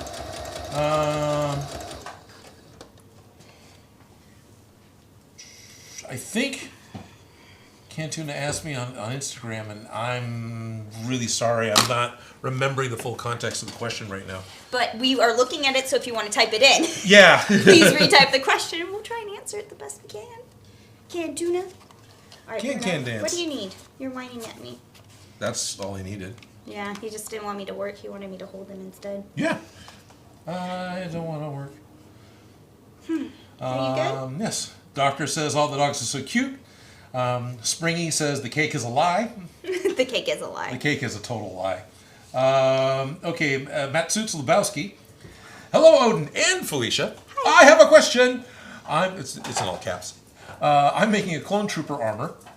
from Star Wars, and I want to make one order for Flexbond or Mod Podge, and I don't know how much to order. Oh, I got you. I want to make a single online order, not order 66. So you need enough glue to complete the project. Yeah.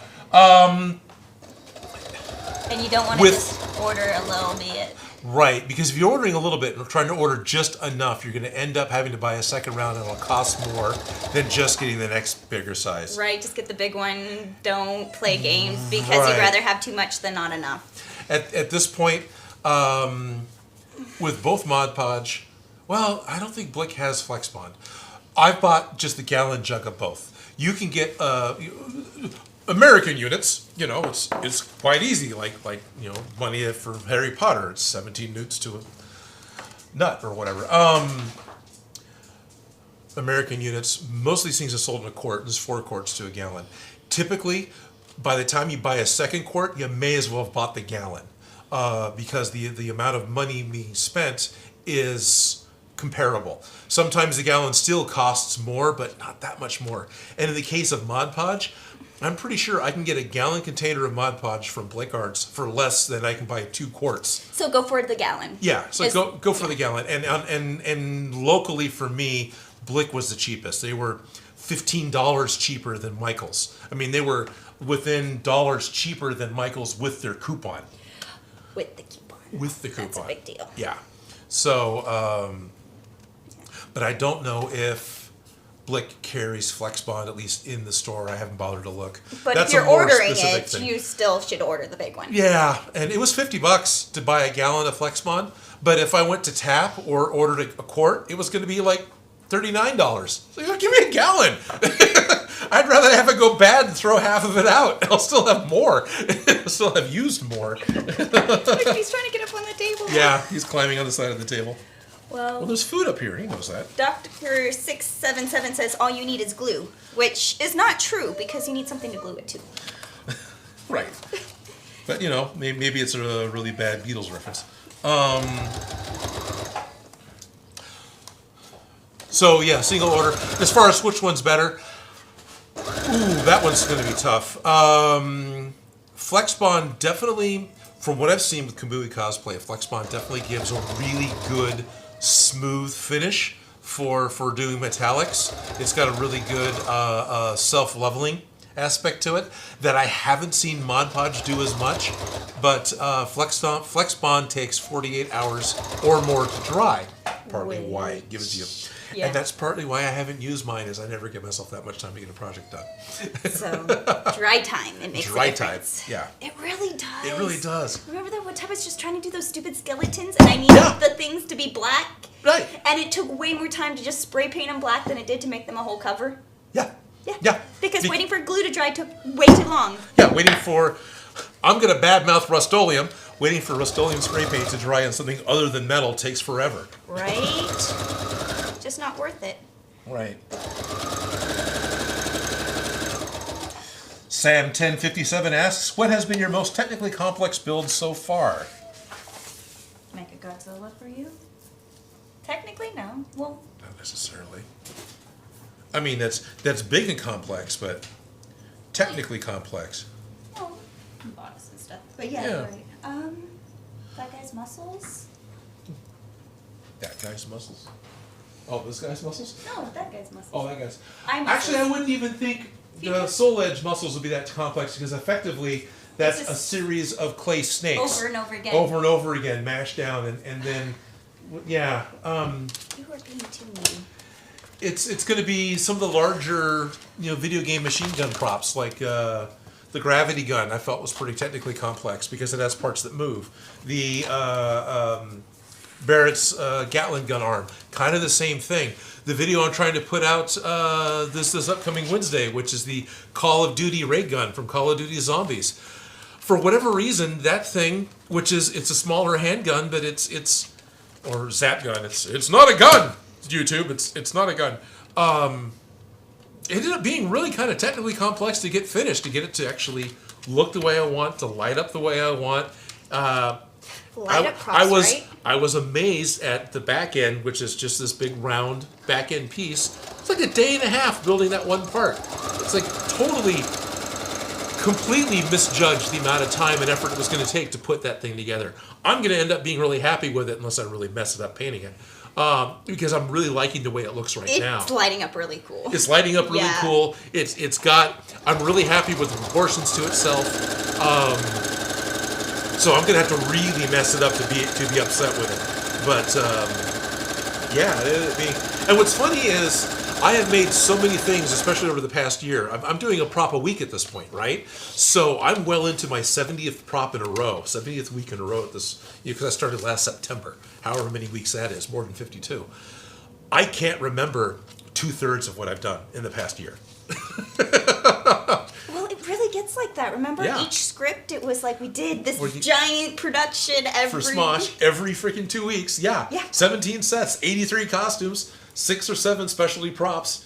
Some of them stupid, like we need a toy boat that sinks on command. Some of them elaborate. We need a cat box that explodes. Aquaman needs a boner to hold his magazine. Right. You know, they're always the random. And it has to catch the magazine on the way down. It can't just be a boner in a magazine that falls. But the National Geographic with the dolphin centerfold has to land and hang on the boner. Yeah. And it's just so many, and it adds up. So I could see prop after prop after. It's all blending together. It all blends together. Oh, you're so cute. Look at you. There you go. There you go, Bruno. All good. He's like, where's my costume? Bruiser. That's a great shot of Bruno. Right. But that's what I get for not looking at the preview, just going for it. Hi, sir. Oh, yeah. Ooh. He is really not letting us work. So, he never wants to. No. Yeah, he thinks that I come here to play. So we get to play with this. We get to play with that. I'm trying that there. Dr. 667's got an army of dog emojis. Brunobot! Jeff 3D models, Brunobot. He has the cutest little swirlies on it, too. Interesting spelling. Is that an American thing? Dog walker. Probably. I don't know what you're talking about, dog walker. Fighting over chewing toy. Well, they're making their own chewing toy. They usually just chew up the mats. Yeah. Oh, this stuff is very fragrant. Oh, did you open it? Just now, yeah. Oh, okay. Yeah. Nope. Yeah, well, the hood. Yeah, it helps. Hey, Dan Junk says, how does that HH66 smell? It smells quite strong. It smells quite like strong. childhood. Smells like childhood, yes. It smells like childhood.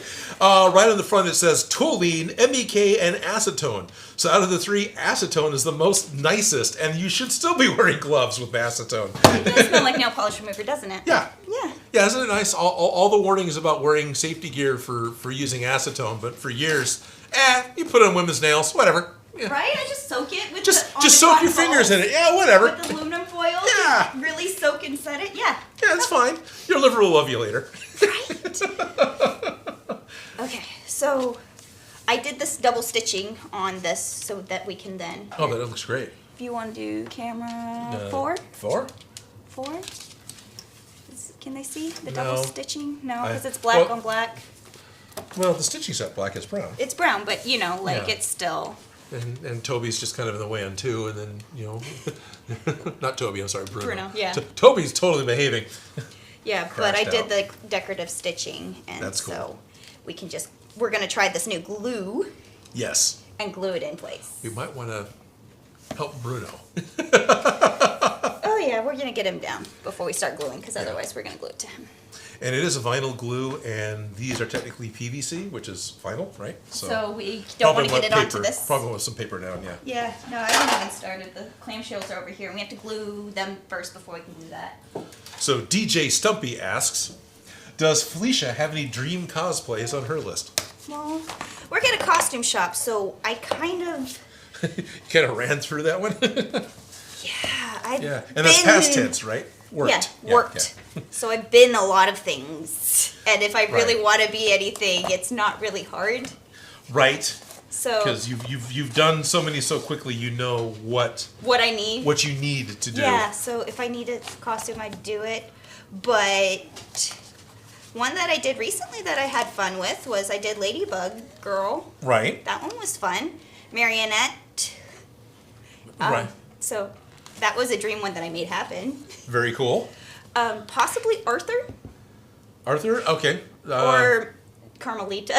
Okay. Technically, if I were to be Carmelita, not Arthur. Right. But I like her wings. They're real big. But I don't know. Maybe possibly the Gold Wonder Woman. That one's a really awesome outfit. That was a really awesome outfit. That one's a good dream one. That was yeah. I've seen a few people do that because that image has at least been out for a while because the movie got delayed. So. Yeah, that one, that's pretty epic, you know. Gold, that's a pretty epic. That's like C-3PO kind of level stuff. We have to. I'm going to use the regular rubber cement on this instead of the crazy stuff. Yeah, because the crazy stuff probably won't stick to this. It might. It might, but I think I'm going to start with that, and then we'll do this once that's glued. Yeah, I can smell that. That is potent. Isn't it? Yeah. Yeah. Well, I had it opened under the hood versus. Right. Yeah. Yeah, no, it's. We're going to be bad hosts and probably not mask up. I think they when need we to use the bathroom. I will be right back. Okay. I'm going to take them out. Yeah. That's why they are extra bugging me. Okay. Well, it's been a little bit. Yeah, look at.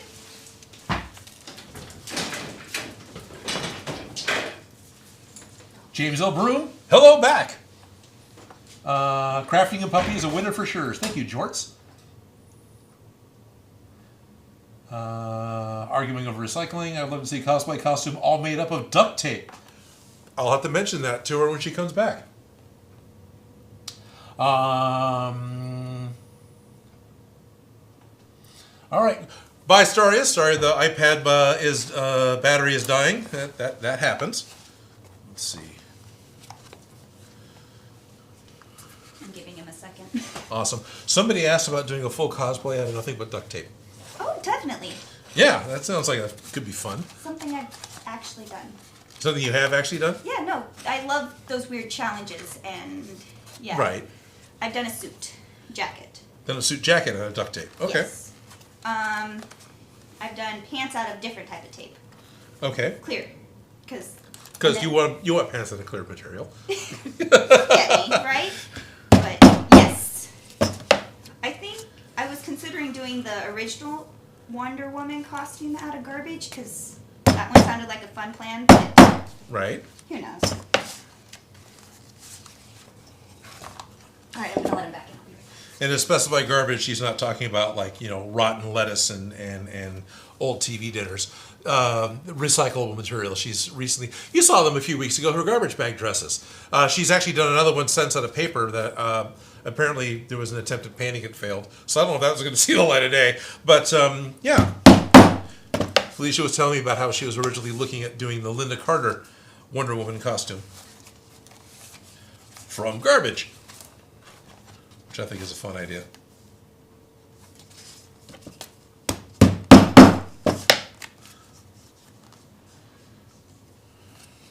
I hope this is the last one.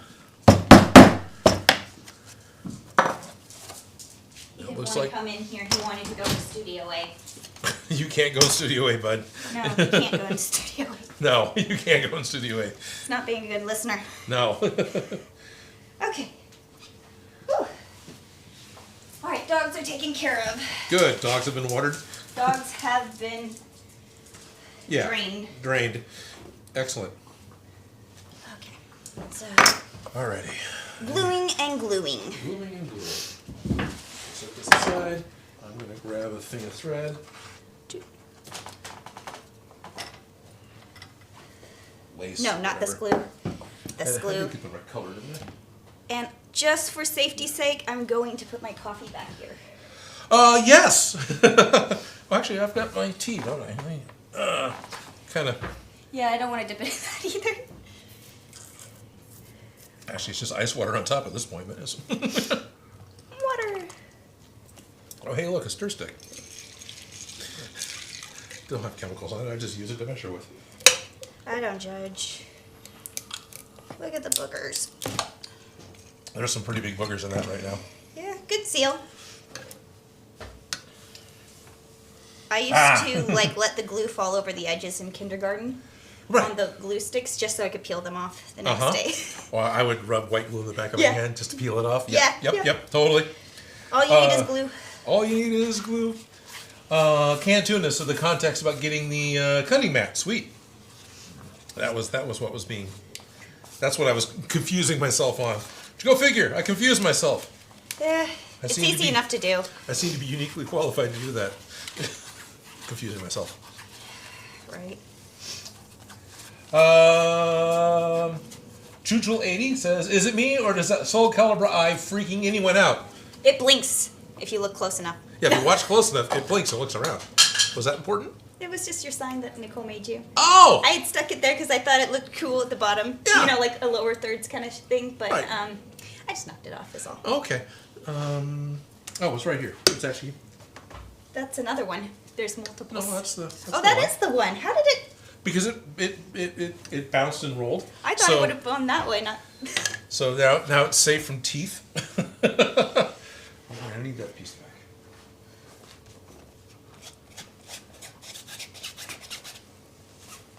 Seeing stuff. Okay, so we have a straight line now. We got... Oh, sweet. Stuff glued. Brandon Kobo. Hey, Odin. Thanks to your videos, I recently made my first EVA foam sword. It was the Goblin Slayer's sword, which isn't small. Thank you. Also, have you ever thought of making the Red Queen or other weapon for Devil May Cry 5? Have I thought about it? Yes, that has come up on occasion, and I have thought about it. It's on the list. There you go. I feel like we should make like remember the big whiteboard of the list of things we just had to do, and then we would start marking them off? I feel like that's what you need now is the list. The list. It would happen a lot slower, and things get added and interrupted. Oh, all the time. No, right. Yeah, for sure. They also had a list in the that one room in the house that had all the things, and I eventually noticed that our scripts lined up with what was on the list on that whiteboard. Oh, how convenient. Well, I think they had a brain. Yeah. Yeah. Well, I remember Lindsay and I ended up, I don't think we screwed it to the back of the shop door because we didn't want to put screws into the door. But I remember seeing it lean up against there. Yeah, we hung it or leaned it up against the back door, and we did that all the time for what we had to do. Yeah. And I shouldn't say all the time. It took us, I think, a year and a half to get around to starting to do it. To figure that out. Yeah. To do it. Yeah.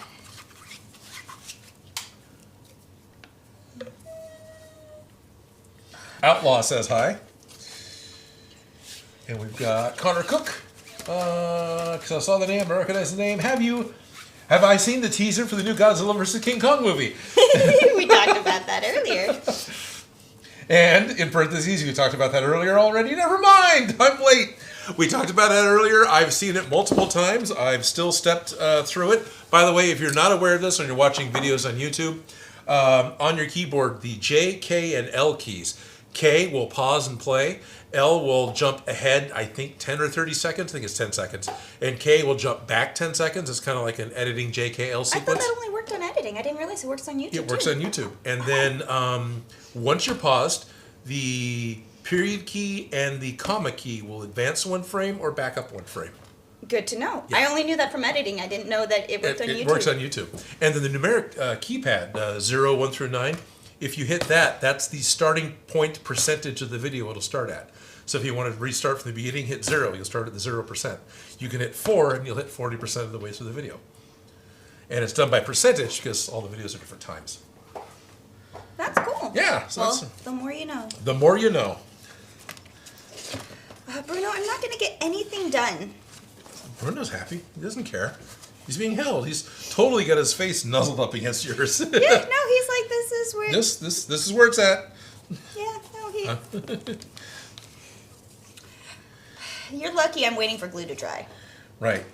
You're lucky you can sit up here and enjoy the fumes with us. Actually, it's probably better for me. They're heavy fumes. Yeah. What do I want to say? Eagle Fang, yes! Gabriel Enrique, Odin Makes, you quit to build Mysterio's helmet. I've never started, so I haven't really quit building Mysterio's helmet.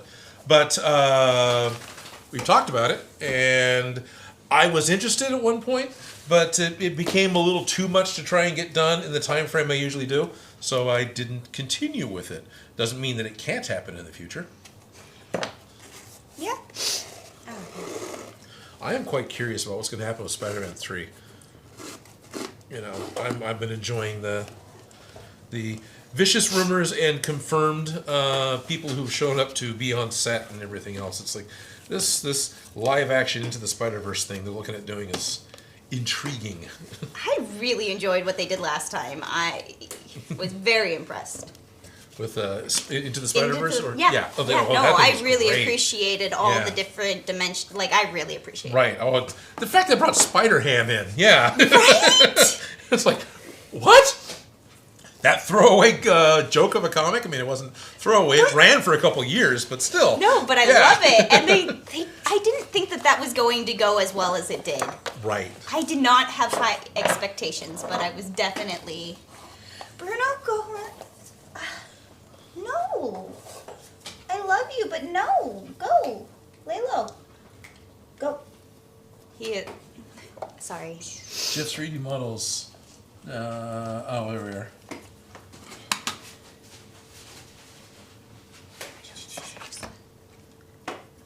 Gabriel, huh?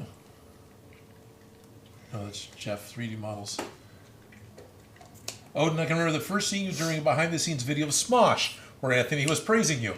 You were just smiling, being your jolly self. Aww. I used to love watching the BTS. Yeah. I think Phil did such a good job with those. He totally did. So glad I still get to see Phil on vacation. He was here in the studio last week. Oh, nice. He was running cameras for a production that was happening here. Oh. Nothing exciting, corporate stuff, but, bills get paid. I think it's funny when I know people on projects like The First Five, California, and all those other weird things. I'm like, right. Hey, I know that person. I know that person. Yeah, I know the sound guy. Right. Oh, yeah. Yeah. Gotta love those jobs. They pay the bills. Okay. I am getting bored of waiting for this glue to dry. No, there's a hairdryer if we don't want to talk. Nah. Donovan Myers has got something fun. Have you ever considered to do the $20 lightsaber challenge? Now, I can infer what the $20 lightsaber challenge is based off of the title. I have not heard of it specifically, and that's interesting. That's not out of the realm of possibilities. That's not out of the realm of possibilities. Because I really wouldn't spend more than $20 making it. Because I'm just a cheapskate, but... I know the ones I made on Geek, I think, ended up being 40. 40? Because like the one that got behind me, I don't know if the batteries are working. Not the beam saber. Oh, sorry, I forgot you had a real one. Yeah. It is going to work. So this ran about $40-$45 because it's scrap aluminum, and I know a big hunk of it. Now, what's also not fair is I think that price factors in the cost of the blade, which this comes in an 8-foot stick. It's 1-inch polycarbonate, and it runs about $40. But the amount you use for a saber, you're able to get 3 or 4 blades out of one $40 stick. So if you'd made 3 of them, you would be able to make the... Yeah. Then it apparently does have a short. It's all right. It's old and deep. I like the sound effects. I'm very much appreciating them right now. Oh, for sure. The sound effects are from the Hasbro. That'd be kind of fun. The sound effects are from the Hasbro Blade Builders, so it's actually from the Hasbro toys. I just upgraded the speaker and the LED. I like your little drain. Yes. No, it's plumbing parts. It's practically what the lightsabers were. Not quite, but... I thought they were flashlight parts. They were. The main handle was the Graflex of the 77 ones were Graflex flash, not light, flash bulbs. Yeah. Had the big, yeah. I did the research way back in the day when When that was happening. Right. How did you have this up here? It sticks in the hook. Yeah. There's a. I see the hook. It's leaning up there. You could probably have to do it better later. Oh, okay. But it's there. It hangs in the hook, and if you twist the blade just right, then the angle of the emitter lines up with the angle of the hook, and it hangs straight. Yeah, I figured as much, but I wasn't gonna play with it right now. Yeah, that's fine. Ain't nobody got time for that. As if I'm being highly productive. Hey, I got my thing straightened out and glued. You did. I got the front half mostly punched with holes, and I'm now starting to lace it. And even last week, I ran over to get it done, but we just let it happen because we had a power outage. We had technical and so difficulties. far, we haven't had that problem this week. There's still plenty of time for that. No, we get different drama today. Oddly enough, the doctor's asking if I can make another sonic screwdriver, please. Didn't you make one? I've made one. It's actually the only Doctor Who prop I think I've made is that one sonic screwdriver. Yeah. And so the doctor's asked about the TARDIS and making another sonic screwdriver. So what if I make Captain Jack Harkness's temporal displacement? What if I skirt around Doctor props and make other things? Here's something from Torchwood. Here's something from the Sarah Jane Adventures. Here's then they're going to keep asking. This is true. It's not going to stop. Well, that happens. I invite people to give me suggestions all the time at the end of the videos, right? Right. Yeah. Which I'm grateful for because I get ideas that would never have occurred to me. But at the same time, whenever I make something from any particular fandom, that's the majority of the people watching it, at least at first. And, well, it used to be anyway, maybe not anymore. And so the requests are always make more of the same type of thing. Right, yeah. Which I can appreciate and is cool. One of the things that I was doing intentionally with my channel was building different stuff from different stuff. Different fandoms. Because I would be able to touch on different fandoms and hopefully grow my my viewer base. And so that's one of the reasons, aside from dog vomit, that I just try to keep a variety on the show is search engine optimization. All hail the algorithm. All hail the algorithm. It affects the content. Oh, that looks so much nicer than I expected. Sorry. Oh, good. Yay for pleasant surprises. Yay for pleasant surprises. So much better than unpleasant surprises. I think this thing is genuinely turning out nice.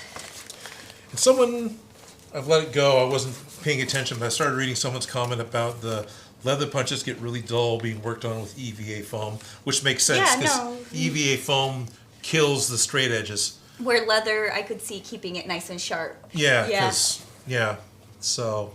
Yeah. Because we talked about it, mine was giving me problems. Cardboard's the worst. Oh, paper's the worst. Paper, cardboard's the worst. Foam, it's fabric, so I don't really categorize it as something that's horrible on blades, but I can see... Foam's available at a fabric store, but I wouldn't call it a fabric. But I'm saying when fabric scissors, I wouldn't... Oh, gotcha. The category of I would use my fabric scissors on it. Yeah, okay. Because, when you have fabric scissors, you're very anal retentive about what you cut with your fabric scissors. You only cut fabric scissors with your fabric scissors? You only cut fabric with your fabric scissors. Right. Because otherwise it dulls them. In a hot hurry. Yes. And then it's nothing but heartache But foam, I will cut with fabric scissors. So it's on that list of... Yeah. So there's that. Bleach bottles, probably not. No, definitely not. Titanium scissors. Titanium, right. I don't ever bring my fabric scissors on set. Nope. I had titanium scissors and somebody decided to cut a nail with them. Or whatever it was. There's dinks in those titanium scissors now. So it's this is great. I don't even want to cut paper with them anymore. They're still hanging because I've had them less than a year, so I don't really want to just get rid of them. But honestly, as I sit here and talk about it, I should just chuck them because they're frustrating every time I try to use them. Honestly, I put those as decoy scissors. Yeah? Yeah. You want to borrow a pair of scissors? Here. Right. Here. But I always go to the dollar store and I get their dollar store scissors and I just buy those by the dozens. The ones I've got right now, same thing, but they came in a package of 6 from Harbor Freight. Yeah, kind of a thing. Yeah. Pretty happy with them. They'll dull, give up the they'll ghost. Be fine, but I don't feel guilty cutting paper with them. But fabric scissors, no, don't do that. You break my heart. Right. But it's okay to cut foam with fabric scissors in my head.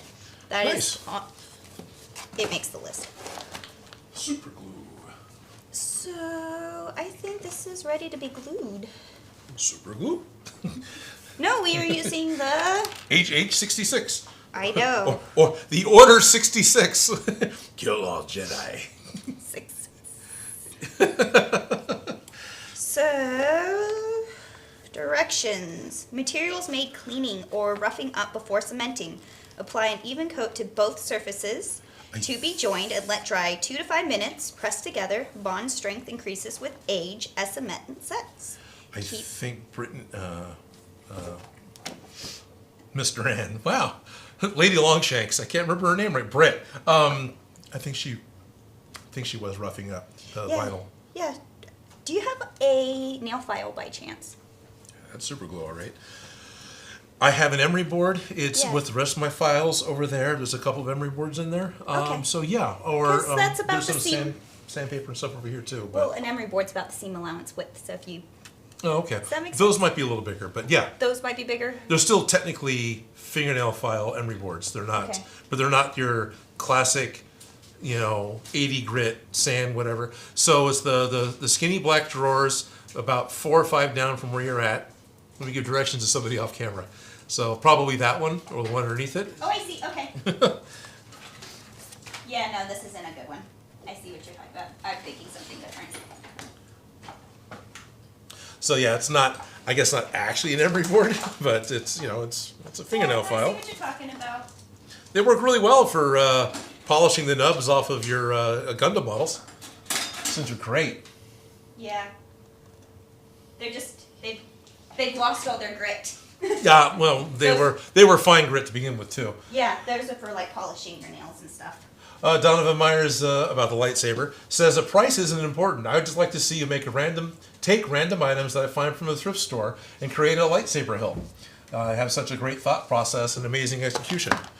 Well, it's not a lightsaber, but I have something just right over there that is exactly that, and it's something that I just completely made up.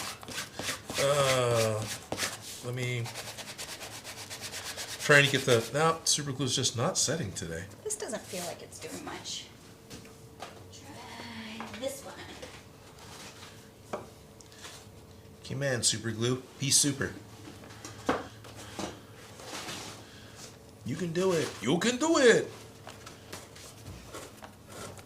But I've got a prop that I made. There's actually a full video for it. I said it was a prop as inspired by what Raccoon would make from Guardians of the Galaxy. I think I called him Rocket Raccoon. Have they ever actually called him Rocket Raccoon in the movie? No, I don't think they call him a raccoon much. Yeah, he's just Rocket, right? Yeah. Yeah, but the comics, he's actually Rocket Raccoon. Having worked in a comic shop, it's funny how often I still call things by That's funny. the I comic had a names. stuffed.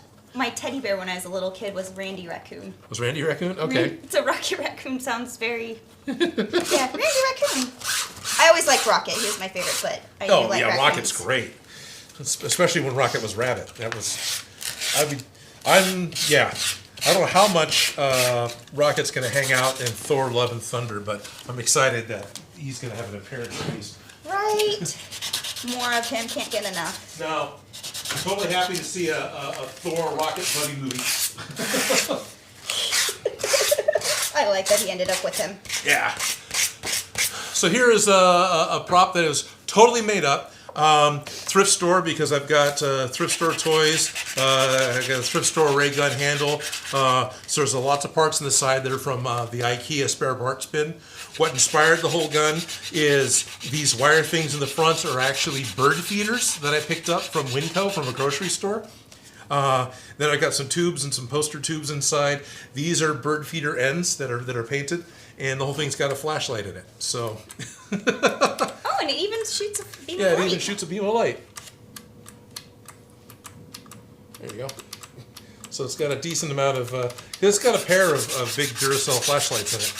So that's something that I just made up as with thrift store parts as something I just kind of wanted to do. So the great thing about thrift store parts is it's cheap and it's easy, and you can go shopping and you with an open mind. And right. But the hard thing about thrift store parts is good luck you guys finding it. Exactly. Right. That is an issue. It's like, here's what I made, and good luck. good luck.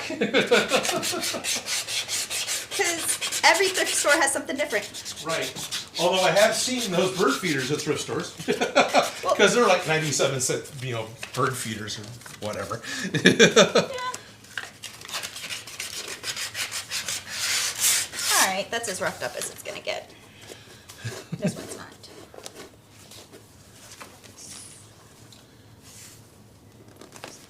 Connor Cook. The starting of it caught my attention, that, and I recognize Connor's name. This may sound like a strange question, but has there ever been an original prop idea that you've seen someone else do, or that was in a movie, that you wish you would have thought of first? This is a pretty decent question.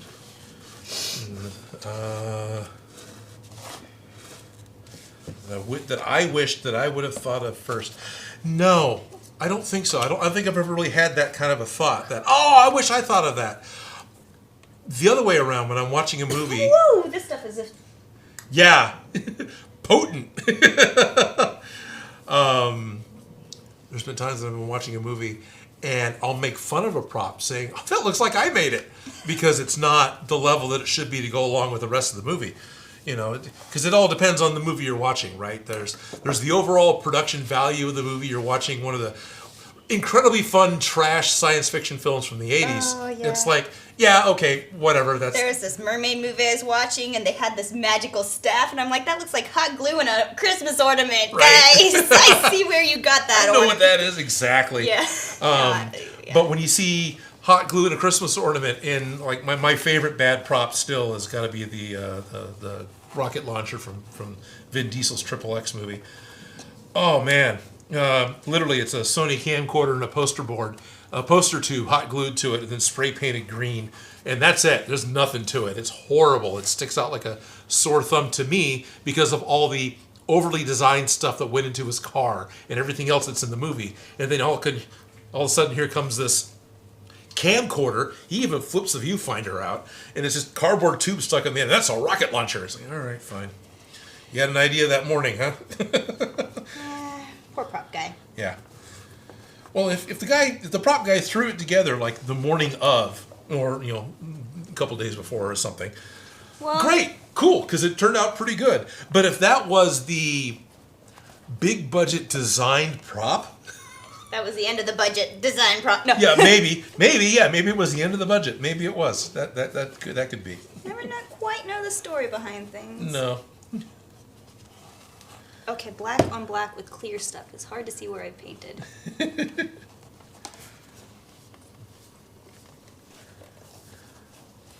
But I'm excited to see if this works. Jack of all trades. A glorified flashlight! Yes, everything I make is a glorified flashlight. I don't know how to wire up electronics. I just know how to rewire a flashlight. Just wait until you see the Call of Duty ray gun. Guess what it is? It's a flashlight. I mean, it's not that. That gun's way more of a flashlight because it's actually, producing a beam of light on the wall you can see. But most of the props I have that light up, they're basically a flashlight. It's not projecting light like a torch, but it's just, that's all it is. I gutted a dollar store flashlight and rewired it in some way. What's funny is I haven't been gutting dollar store flashlights. I've been buying LED strips and using phone rechargers. Isn't it crazy that they're easier and easier to do it that way? Yeah. LED diodes, those things. Right. They had a whole aisle at Fry's, and I remember walking down that aisle going, I want to play in this. Right. I remember going to Radio Shack so many times wanting to use LEDs in something, and no one had answers at Radio Shack. That was a total marketing lie.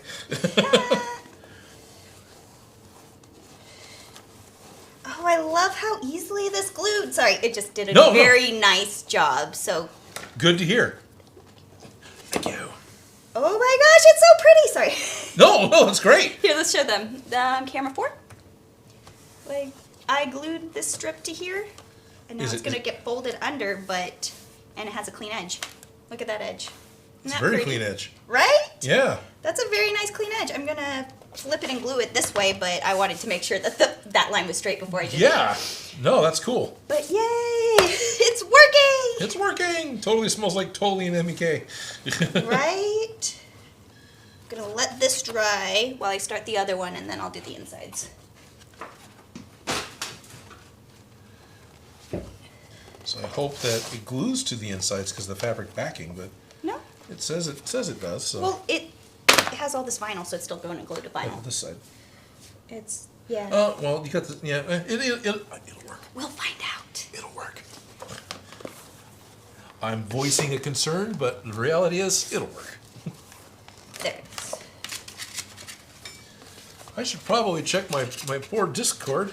I did in the beginning, but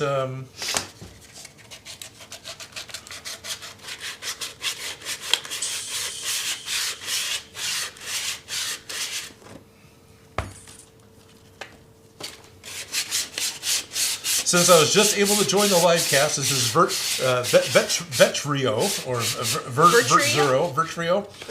I was just able to join the live cast. How is he doing with checking on his Discord?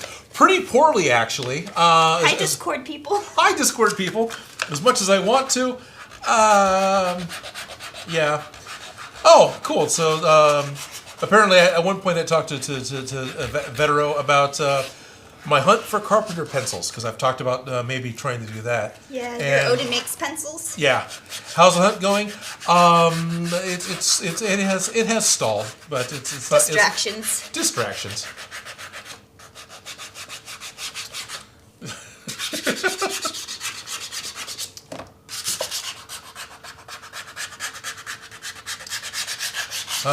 Okay, Darren Calvin is asking me, where do I get my thin wall PVC? I've tried looking and haven't been able to find anything locally here in Sac. That's right, you are directly in Sac, Darren. That is good. So you actually can give them. So I can actually tell you, the big box stores are a lie. You can get the 200 PSI thin wall PVC. Lowe's in Rancho Cordova, specifically the one in Citrus Heights doesn't. The Rancho Cordova Lowe's and the West Sac Lowe's both carry 3/4 inch thin-walled PVC, so it's actually almost an inch wide. Amy's Hardware also has 3/4 inch and 1/2 inch thin-walled PVC. It seems to have the thing, like the little things that nobody else has. Amy's also has the compact PVC, the CPVC, which has the OD of 1/2 inch, OD of 3/4, OD meaning the outside diameter. They also have the specific shade of spray paint that. Yes. Yeah. Yes, they yeah. do. Amy's carries Krylon. Yeah. Now there's also out in Natomas, and I don't remember the name of it, but I've seen it. There is a plumbing supply. They are strictly plumbing stuff, and I love talking to the older people that are actually in the Lowe's aisles. Like you go into the hardware store, and if I have a question, this may be whatever, age biased, but I'm happy to ask the older guys or the older people, because they generally have a broader knowledge of things, and a lot of times. Yeah. They did work in the field. Now this is what they're doing. And in this case, in the Citrus Heights Lowe's, I was talking to, I can't remember the guy's name. He was great to talk to, and he mentioned this place to me that I've driven past and seen, a PVC pipe supplier. They're off of Arena, turns into what boulevard, and then it terminates. Doesn't it turn into? Because Arena becomes Del Paso Boulevard. No. No, it turns into Garden Highway. No, that's Arden. Arden turns into Garden. But if you ever take the Arena Boulevard and keep going east, at a certain point it becomes a different street. I can't remember the name of it right now. Not Trade Center. Sacramento geography. Yeah, I used to remember this stuff back before I huffed all sorts of glues.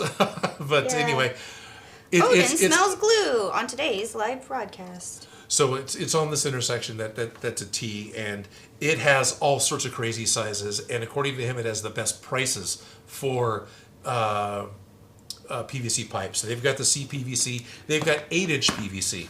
So I have yet to get out there because I haven't needed to, but a couple of weeks ago, doing the Beskar Spear, I ended up having to do a quick run out to Rancho Cordova. I'm out by Cal Expo, so it's not that far, but it kind of is. To grab the thin wall pipe, because I wasn't going to be able to make the spearhead without it. So, does that answer the questions?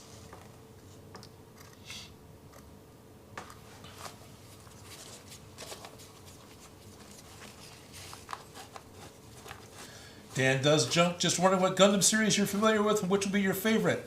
I know there's quite a bit of series, not Gundams. There's quite a bit of both. So if you are asking me, I have seen very little Gundam. Oddly enough, that was always Joe's thing. My good friend Joe. I used to help him with doing his. He used to have an online store called Model Grade. You might be able to find remnants of it around if you look hard, where he was an online Gundam seller, and that was almost all of my experience with it. I never watched the movies when I was watching a lot of anime, because everything I was seeing was black market dubs on VHS tape without Well, black market duplicates, not dubs. It wasn't subtitled or dubbed in English. It was, here's just a copy from Japan. Hope you've read the manga because you're not going to be able to say anything they're saying. And so I never watched Gundam with that because I just didn't. I don't know. I'm not quite sure why. Because it was work at that point. Oh, maybe. Or I don't know, because I've watched so many things, but for some reason, I don't think I associated it with Area 88. Area 88 was like an Air Force type of thing, kind of more of a fantasy version of it, but still, it was definitely a drama. They didn't get into the planes and fly around enough for me when I couldn't understand what the story was. Yeah, there was not enough shoot 'em up. There was not enough shoot 'em up. Right. Yeah. Glue drying. Glue drying. It's definitely its own different smell, but it's got a lot of that. It's what I associate with MEK and the chemicals are right off the front. I can definitely smell. It smells like I'm getting my nails done. Yeah. Mm-hmm. Well, it doesn't register acetone so much for me, but the other ones. The whole nail. Yeah, everything in the nail. Yeah. Which honestly, I have not gotten my nails done, so it's not an associated smell for me. You go get your nails done, dude. Yeah, maybe I do. I couldn't get my nails done until very recently because I was always spray painting my hands and using my hands that I feel like I was just unfunctionable having fake nails on, that I couldn't do anything. Yep. But now, even though I'm creating and making things with my hands, I can get really close to the sewing machine with the big nails. Ah. And I love having huge nails, but I don't have them right now. But I like it when I'm sewing. It's weird. Because they become a tool. They do. Yeah. They really do become a tool. But especially the good heavy acrylic ones, or yeah, the killer ones. Yeah. Yeah. Well, those are the killer ones. I just meant because you can get like acrylic nails that are really solid. Yeah. Okay. Yeah. So. Okay. Let's see. Is this dry enough to glue? So Cantuna is talking about the Mechagodzilla trailer, the Godzilla vs. Kong trailer. I just checked the Godzilla vs. Kong trailer and realized in the first few seconds people are running away from a Godzilla with red lights coming from its mouth. Isn't that what you're saying? So Mechagodzilla confirmed. That's what I was saying earlier. Yeah. And yeah, I think so. I think that and the character is actually openly talking about why is Godzilla attacking all these cities? That's so uncharacteristic. Which is totally the opening plot for. It looks good. Sorry. No, that's great. The '74 Godzilla. Yeah, I'm pretty sure Mechagodzilla is the secret villain for the movie. So, although the directors or showrunners, whatever you want to call them, are saying that within the Godzilla versus Kong, there is a definite winner. So it may not just be. Who are you rooting for? Humanity. No. I don't watch those movies for humans to win. It's like I love post-apocalyptic movies. Why? Because I like seeing society, how they deal with the fall of society. Not that I personally want to see society fall, because that would suck. But as a storytelling device in movies, that is a trope that I enjoy. Who am I rooting for? It's the thing. Apparently, Kong of all things, but I don't know if I'm actually rooting for Kong or just that I know historically Kong won. So in the original movies, Kong won, and it was a choice by the Godzilla people because they realized at that time even Kong was more popular, and the movie would do better if Kong won. Marketing. I feel like that's how they decide who gets the WWE belt. Probably. Who would? So Godzilla's got the cool ranged weapon, but Kong's the smarter character. Kong's got a brain. Monkey brains. Monkey brains. Versus reptilian brains. Yes. Reptilian brain. I would like a razor or scissors or something. Here's a pointy object and... Perfect. Okay. Done! I am just trying to decide how I want to go around these rivets. Oh, right. Because I chopped off my, so now I just have to kind of finish my edges nicely before I... Tuck and deal and whatnot. Yeah. Like a Christmas present. No, I don't know. Need to wrap the Christmas present, basically, yeah. I'm going to huff my own glue. So since this works, the next step is going to work really nicely too. This is true. All the belting and slashing. So I'm getting to really, really like this Loctite super glue, the professional. Let me do a quick little product thing. This is the same stuff that I bought when we did you're doing the Black Knight. The Black Knight helmet with the rivets. Because it sets up in a few seconds like it claims it does. Because not all super glues do that. This is actually my second bottle since October, which really isn't that much, and I'm almost done with it. So Yay, Loctite. Very happy with the Loctite professional grade. Yeah, quick set glue.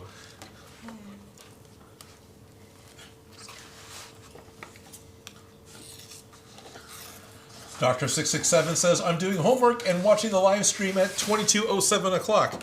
I usually did my homework pretty late at night because the last thing I ever wanted to do when I got home from any kind of school was homework. And then you don't want to go to bed, so I have to stay up and do my homework. Yeah, I guess I have to do my homework. Right? I don't know. I was very anti-homework. I was anti-busy work. Right. Like, I was very anti-busy work. George, his big smiley face saying, hey, Mecha Godzilla is going to fail. Yeah, he is. He's the villain. He's going to fail. Surprise! Shh! You ruined it! Don't tell anyone they're going to tear his head off like they always do. Whatever.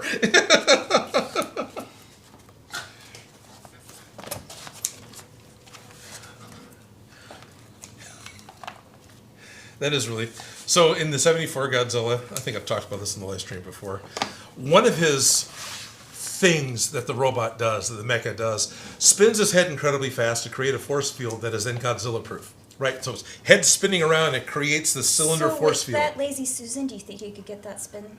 I would have to motorize it, but yeah. But, you know, okay, anyway, sorry. It's possible. So at the end of the film, how does Godzilla defeat Mechagodzilla? He grabs his head and twists it around backwards. Because apparently that's going to break it after it's spun like a record.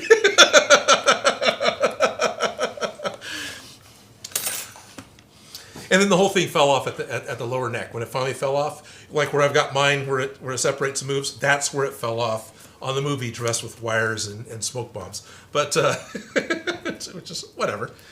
It's fun. Yeah, rip the head off. Rip the head off. Yeah. As long as it's not a Hydra. Right. Which there's some fun fan speculation on that. That's kind of fun. Right. Well, I just watched Captain America, so it's fresh in the brain. There you go. Dan Does Junk is commenting to something earlier I'm not seeing, but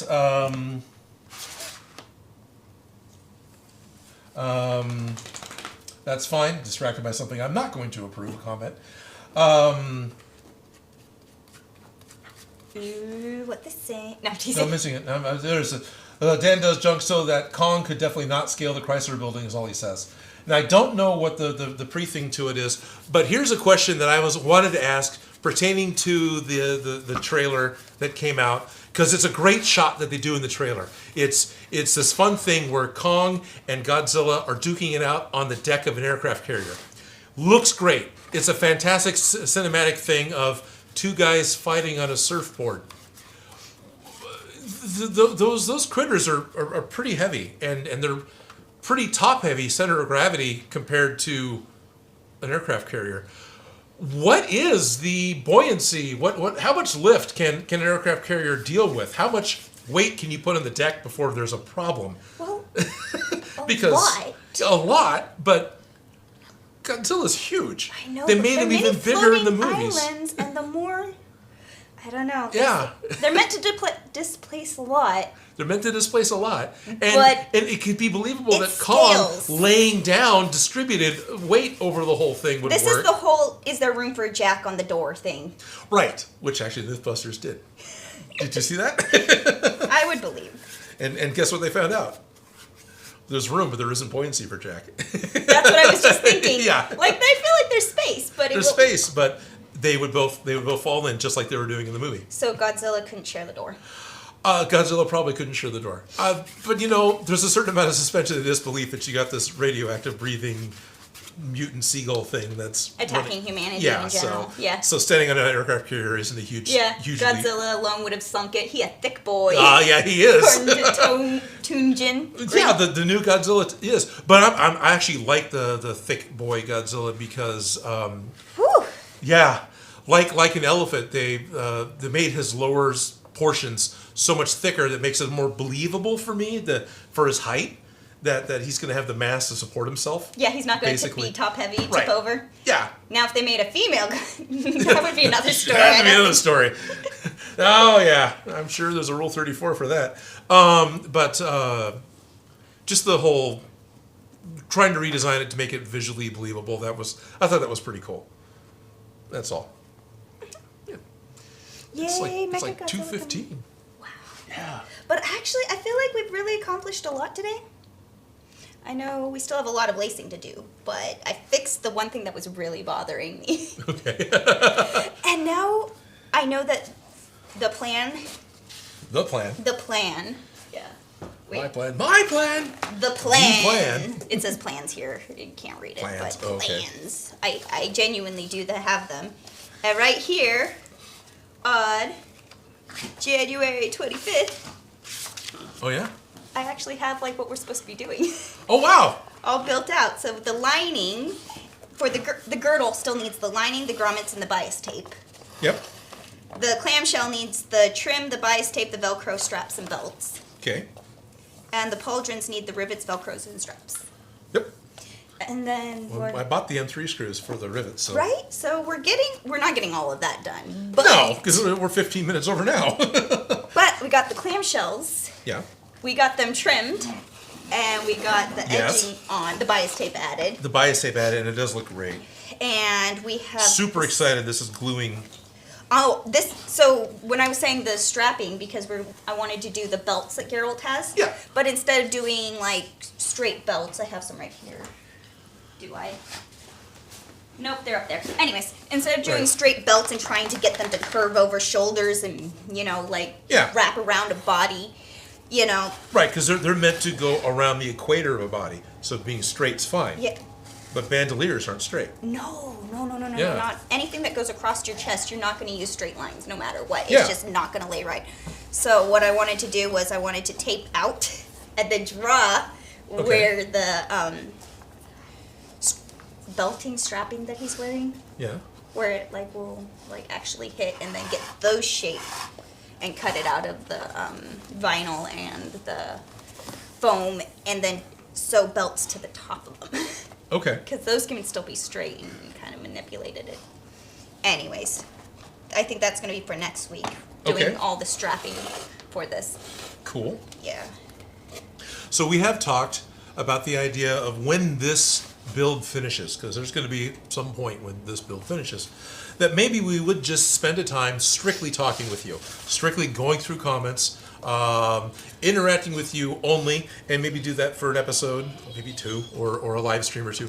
I think in terms of episodes, because I'm an old TV guy.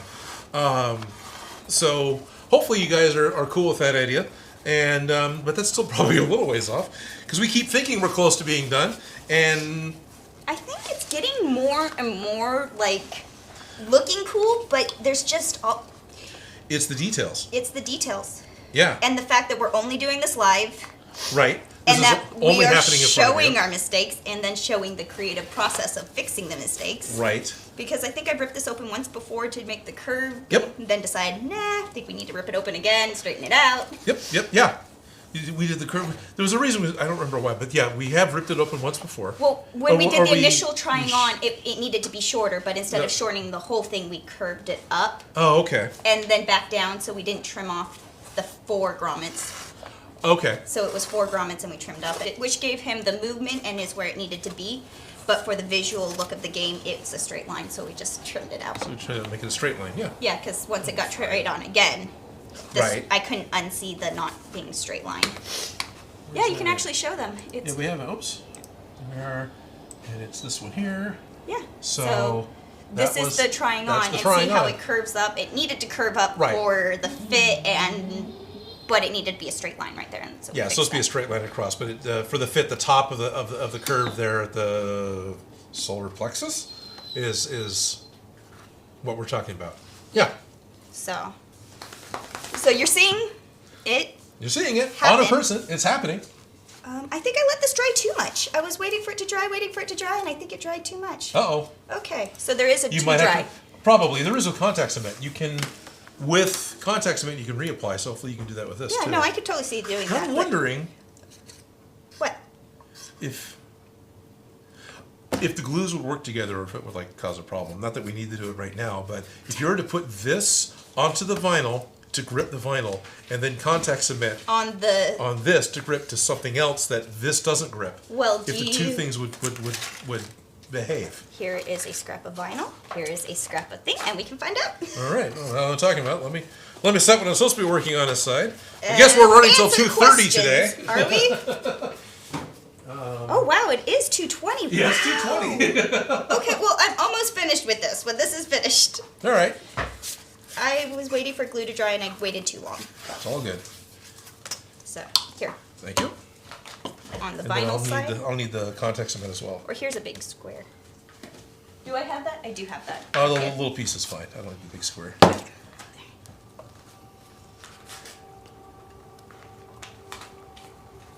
Oh, potables. Ooh, whoa! I got a big whiff of that. Yeah, I'm pretty thick. All right, let me just. I guess it doesn't and have to this- be completely dry, because it being kind of wet really does set better. We're done for today, right? Yeah. So I'm putting some Gorilla Tight on this because I don't want it to dry out and turn into gel. Yeah, no. Yeah, no. I mean, it was $14 for that bottle, so it wasn't Great. impossibly expensive.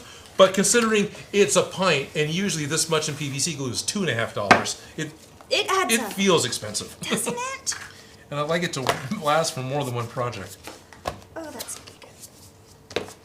Let me get this out from being under my nose.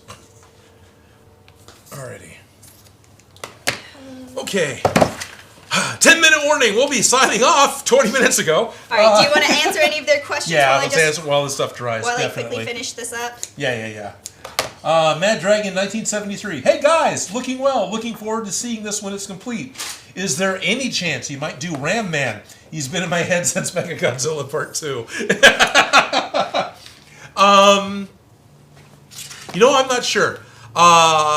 Any chance? I would say small. There is a chance. There is a chance. But you have heard of me. So there is a chance, but not high on my list. and it's funny and it's there, and I think it would work. But it's just not. Yeah. All right. I lied. I do need to glue this. Okay. You got it? You need it? Oh, did you tighten it so I can't get it? Maybe not. No, you didn't. Good. Dr. 66. Odin, where do you get foam from? Or the typo is, where do I get foam from? You get it from all over the place. I get it from all over the place, Doctor. And What kind? What kind? And here's the issue. A lot of the places I get foam, as well as some of the brand names of foam that I get, I don't know if you can get in the UK.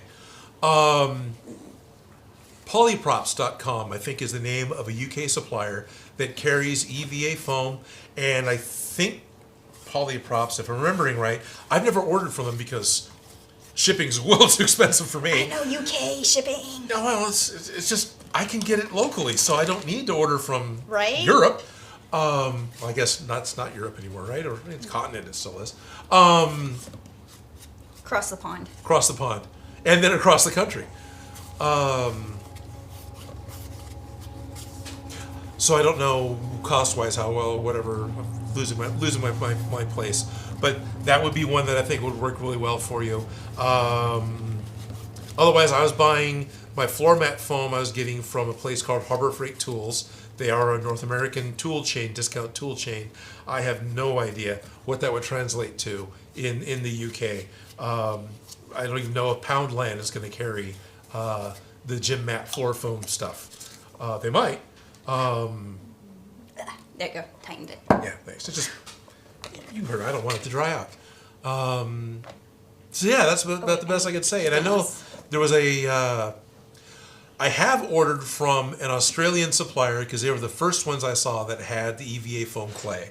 And I can't Now remember, I tightened it too tight. And I know it was pretty tight.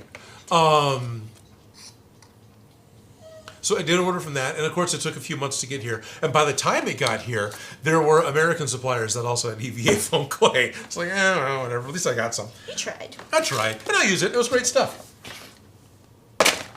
Bruce Marvel 88 says, "Hey, sorry I'm late. That's okay, Bruce. Guess what? We're still here. We're late signing off. We should have been." I always pretend like, hey, we're gonna run from noon to 2. Well, it's still technically 2. It's almost 2:30 my time, but whatever. We're still here. Oh yeah, and Artman actually says he gets some Blick art materials. So yeah, locally here, I'm really lucky. I'm in Sacramento, and there's a Blick art materials very close to where my shop is. And the next closest one is in the Bay Area in Berkeley. But I can walk into Blick Arts, and they actually have HD foam, which is probably my favorite foam to work with, right there in the shelf where I can pick it up. What the foam? Yeah, I think so. What the foam is It's awesome. A beast. But yeah, it's kind of a beast, and it's awesome for what I want to use it for. But my general go-to foam, I think, is going to be the softer foam that I can bend and do more with. Yeah, this is pretty heavy duty. Yeah, but for what I want, what the foam for what it is, yeah, this is some serious stuff. Good. Australian suppliers, Lumen's Workshop. Yes, that's right. Thank you, Eonith Lightbringer. Artman 2019 is saying Kamui's Cosplay's website has got an assortment of links to places she gets her foam, and she's in Germany. So there you go. I am very, very slowly working on having a website done, and one of the things I want to do is make sure I'm listing suppliers, and I want to have international suppliers. Holy Stutchman, hey Odin, what's your favorite Godzilla character? This may come as a surprise, but 1974 Mechagodzilla. But of course that's based almost solely on looks. Character. So who's my favorite character by personality? I don't know if I could, I don't know. Godzilla? The guy going, that's my favorite character. I had forgotten about the woman who sings to Mothra. I had forgotten completely that she doesn't just sing to Mothra, but she's able to talk to the kaiju. And apparently, in the first Mothra movie, or first Godzilla Mothra movie, because I don't know if Mothra had her own film, that was the point in the Toho films where Godzilla went from being the villain or the monster to being a good guy. Because she was able to talk to him and let him know that the humans are just doing their thing and they're not like trying to directly pick on him or what. Anyway, somehow... No, people are just annoying, sorry. Yeah, if it somehow bugs you. got the point across. And Godzilla's response, she actually blushed and refused to translate. So his opinion of people apparently wasn't family friendly enough to put into a 60s movie. He probably had his thoughts correct. He probably did. Yeah. So are those going to stick together? I don't know. I'm going to find out. Hopefully I didn't wait too long. This is like, wait, hurry up and wait. Like, it's always hurry up and wait. If you're not waiting for glue to dry, you're waiting for paint to dry. Yeah, but also and at if the you're same not time, waiting don't for paint over to let dry, it dry. And if you're not waiting for glue to dry or paint to dry, you're waiting for your mom to pick you up. Okay. I'm having to pull on it pretty hard. If it gets better in time. It might actually be pretty good. Yeah. It might work. It's not dry yet. It's doing okay. I may have let the contact cement dry too much. I would say it is not ideal, but it's not failing. So it's somewhere in the Maybe? Yeah, a good solid meh. Yeah, good solid maybe. Good solid maybe. Okay. All right. So now we have, that looks more like the video game, doesn't it? That looks more like a video game. That looks finished too. Doesn't it? That's It looks cool. clean, right? Yeah, very. So these are my big muscles. Big muscles. Batman. I'm Batman. I'm Batman. Okay, so we have the front of the clamshell and the back of the clamshell, and they're finished. They're finished, really? Well, yeah, other than I want to add the strapping, which the plan was to take paper tape. Right. And just, like, cover it. And then draw on my patterns of how I want it to cross. Okay. So it looks like the video game. But my plan is to next week have a printed out piece of paper that I can look at. Okay. Do you want to take those home or? No. Okay. We only do this here. Yes. It's true. Only doing this here. But I'm talking out the plan for next week. Okay, cool. So when I put the tape on This is scenes from next week's live cast. with the thing, and then I want to draw on where things should lay, including like where his necklace would hit, kind of a thing, and where things kind of hit.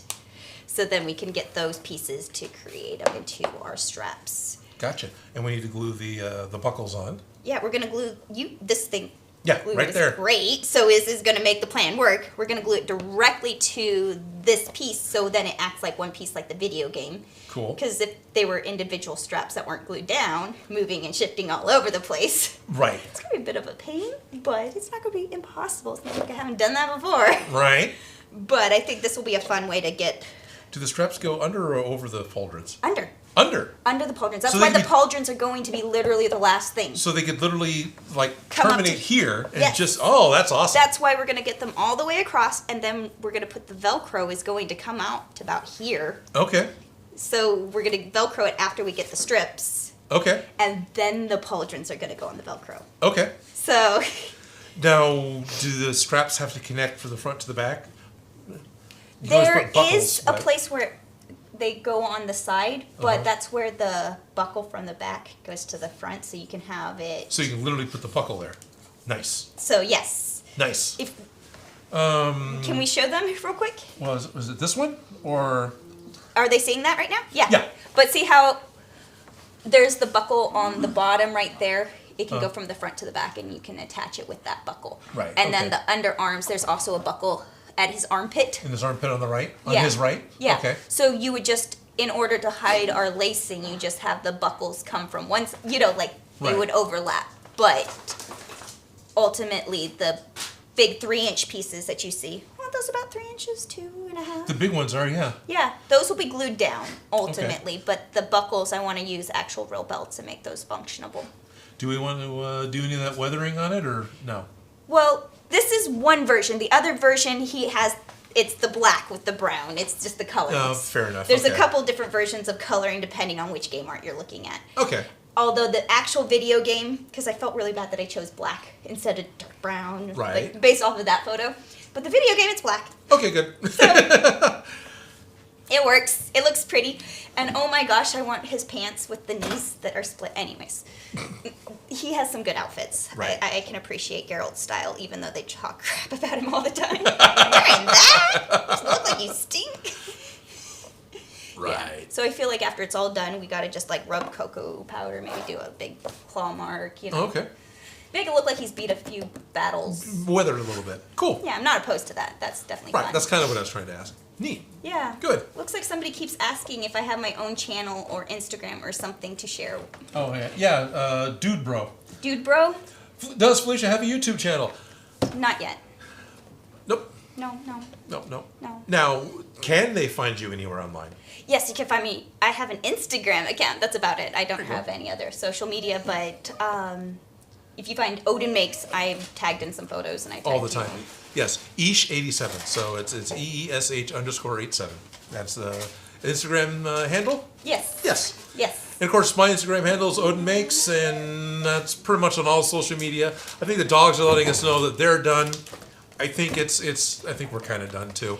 It's been a Monday. Actually, it's been a really enjoyable afternoon, and I want to thank you guys very much for spending your time with us. It's my afternoon, but it's probably not everyone's afternoon. And I hope you had we actually got progress. We did. I think that we have a wearable piece. Yes. We have the stitching almost complete in the girdle. Uh-huh. If we can get that finished, I can totally put a lining on it. And Okay. then we can wear that. All right. Okay. So we're getting there. We're getting there. We're getting there, but there's definitely some stuff that has to happen, and it's a little slow. Right. Yeah. There's a whole- Plans. Plans. I had plans all last year, remember? Right? Those I think went a out lot the of us window. had plans last year. Yes. So, thank you all very much for spending your time with us. Absolutely. Thank you, Thank you, Nicole. Thank you, Nicole. Thank you. Why is my brain not working? Isn't it Connor? Sean. Sean, Yeah. thank you. Thank you. Cookies. I love this. Yeah, it's very very cool. stabby. Don't stab Bruno. I won't. He just wanted to smell it. Yeah. Is it a toy? No. No. No, it's not. Is it chewable? Probably. At least the handle. Mad Dragon 1973 says, it's nearly bedtime for me. I second that motion. Sweet Good dreams. night. So to all of you, sweet dreams. Thank you for tuning in. We will be back next Monday, noon our time. So definitely translate that to your time. We'll have a strapping good time. We'll have a strapping good time. We're going to lace things up, and we're going to huff more glue. So I hope to see you there. And maybe Thanks for the tip. This glue is working amazing. Yes, the tip is yes. So thank you guys for finding that for us. And yeah, it's been a very, very productive Monday. I've had a great time. See you next week. There's going to be lots of different ways you can do a live stream with dogs, but this is how we live stream. Yeah. Sniff more glue. Yes, sniffing more glue.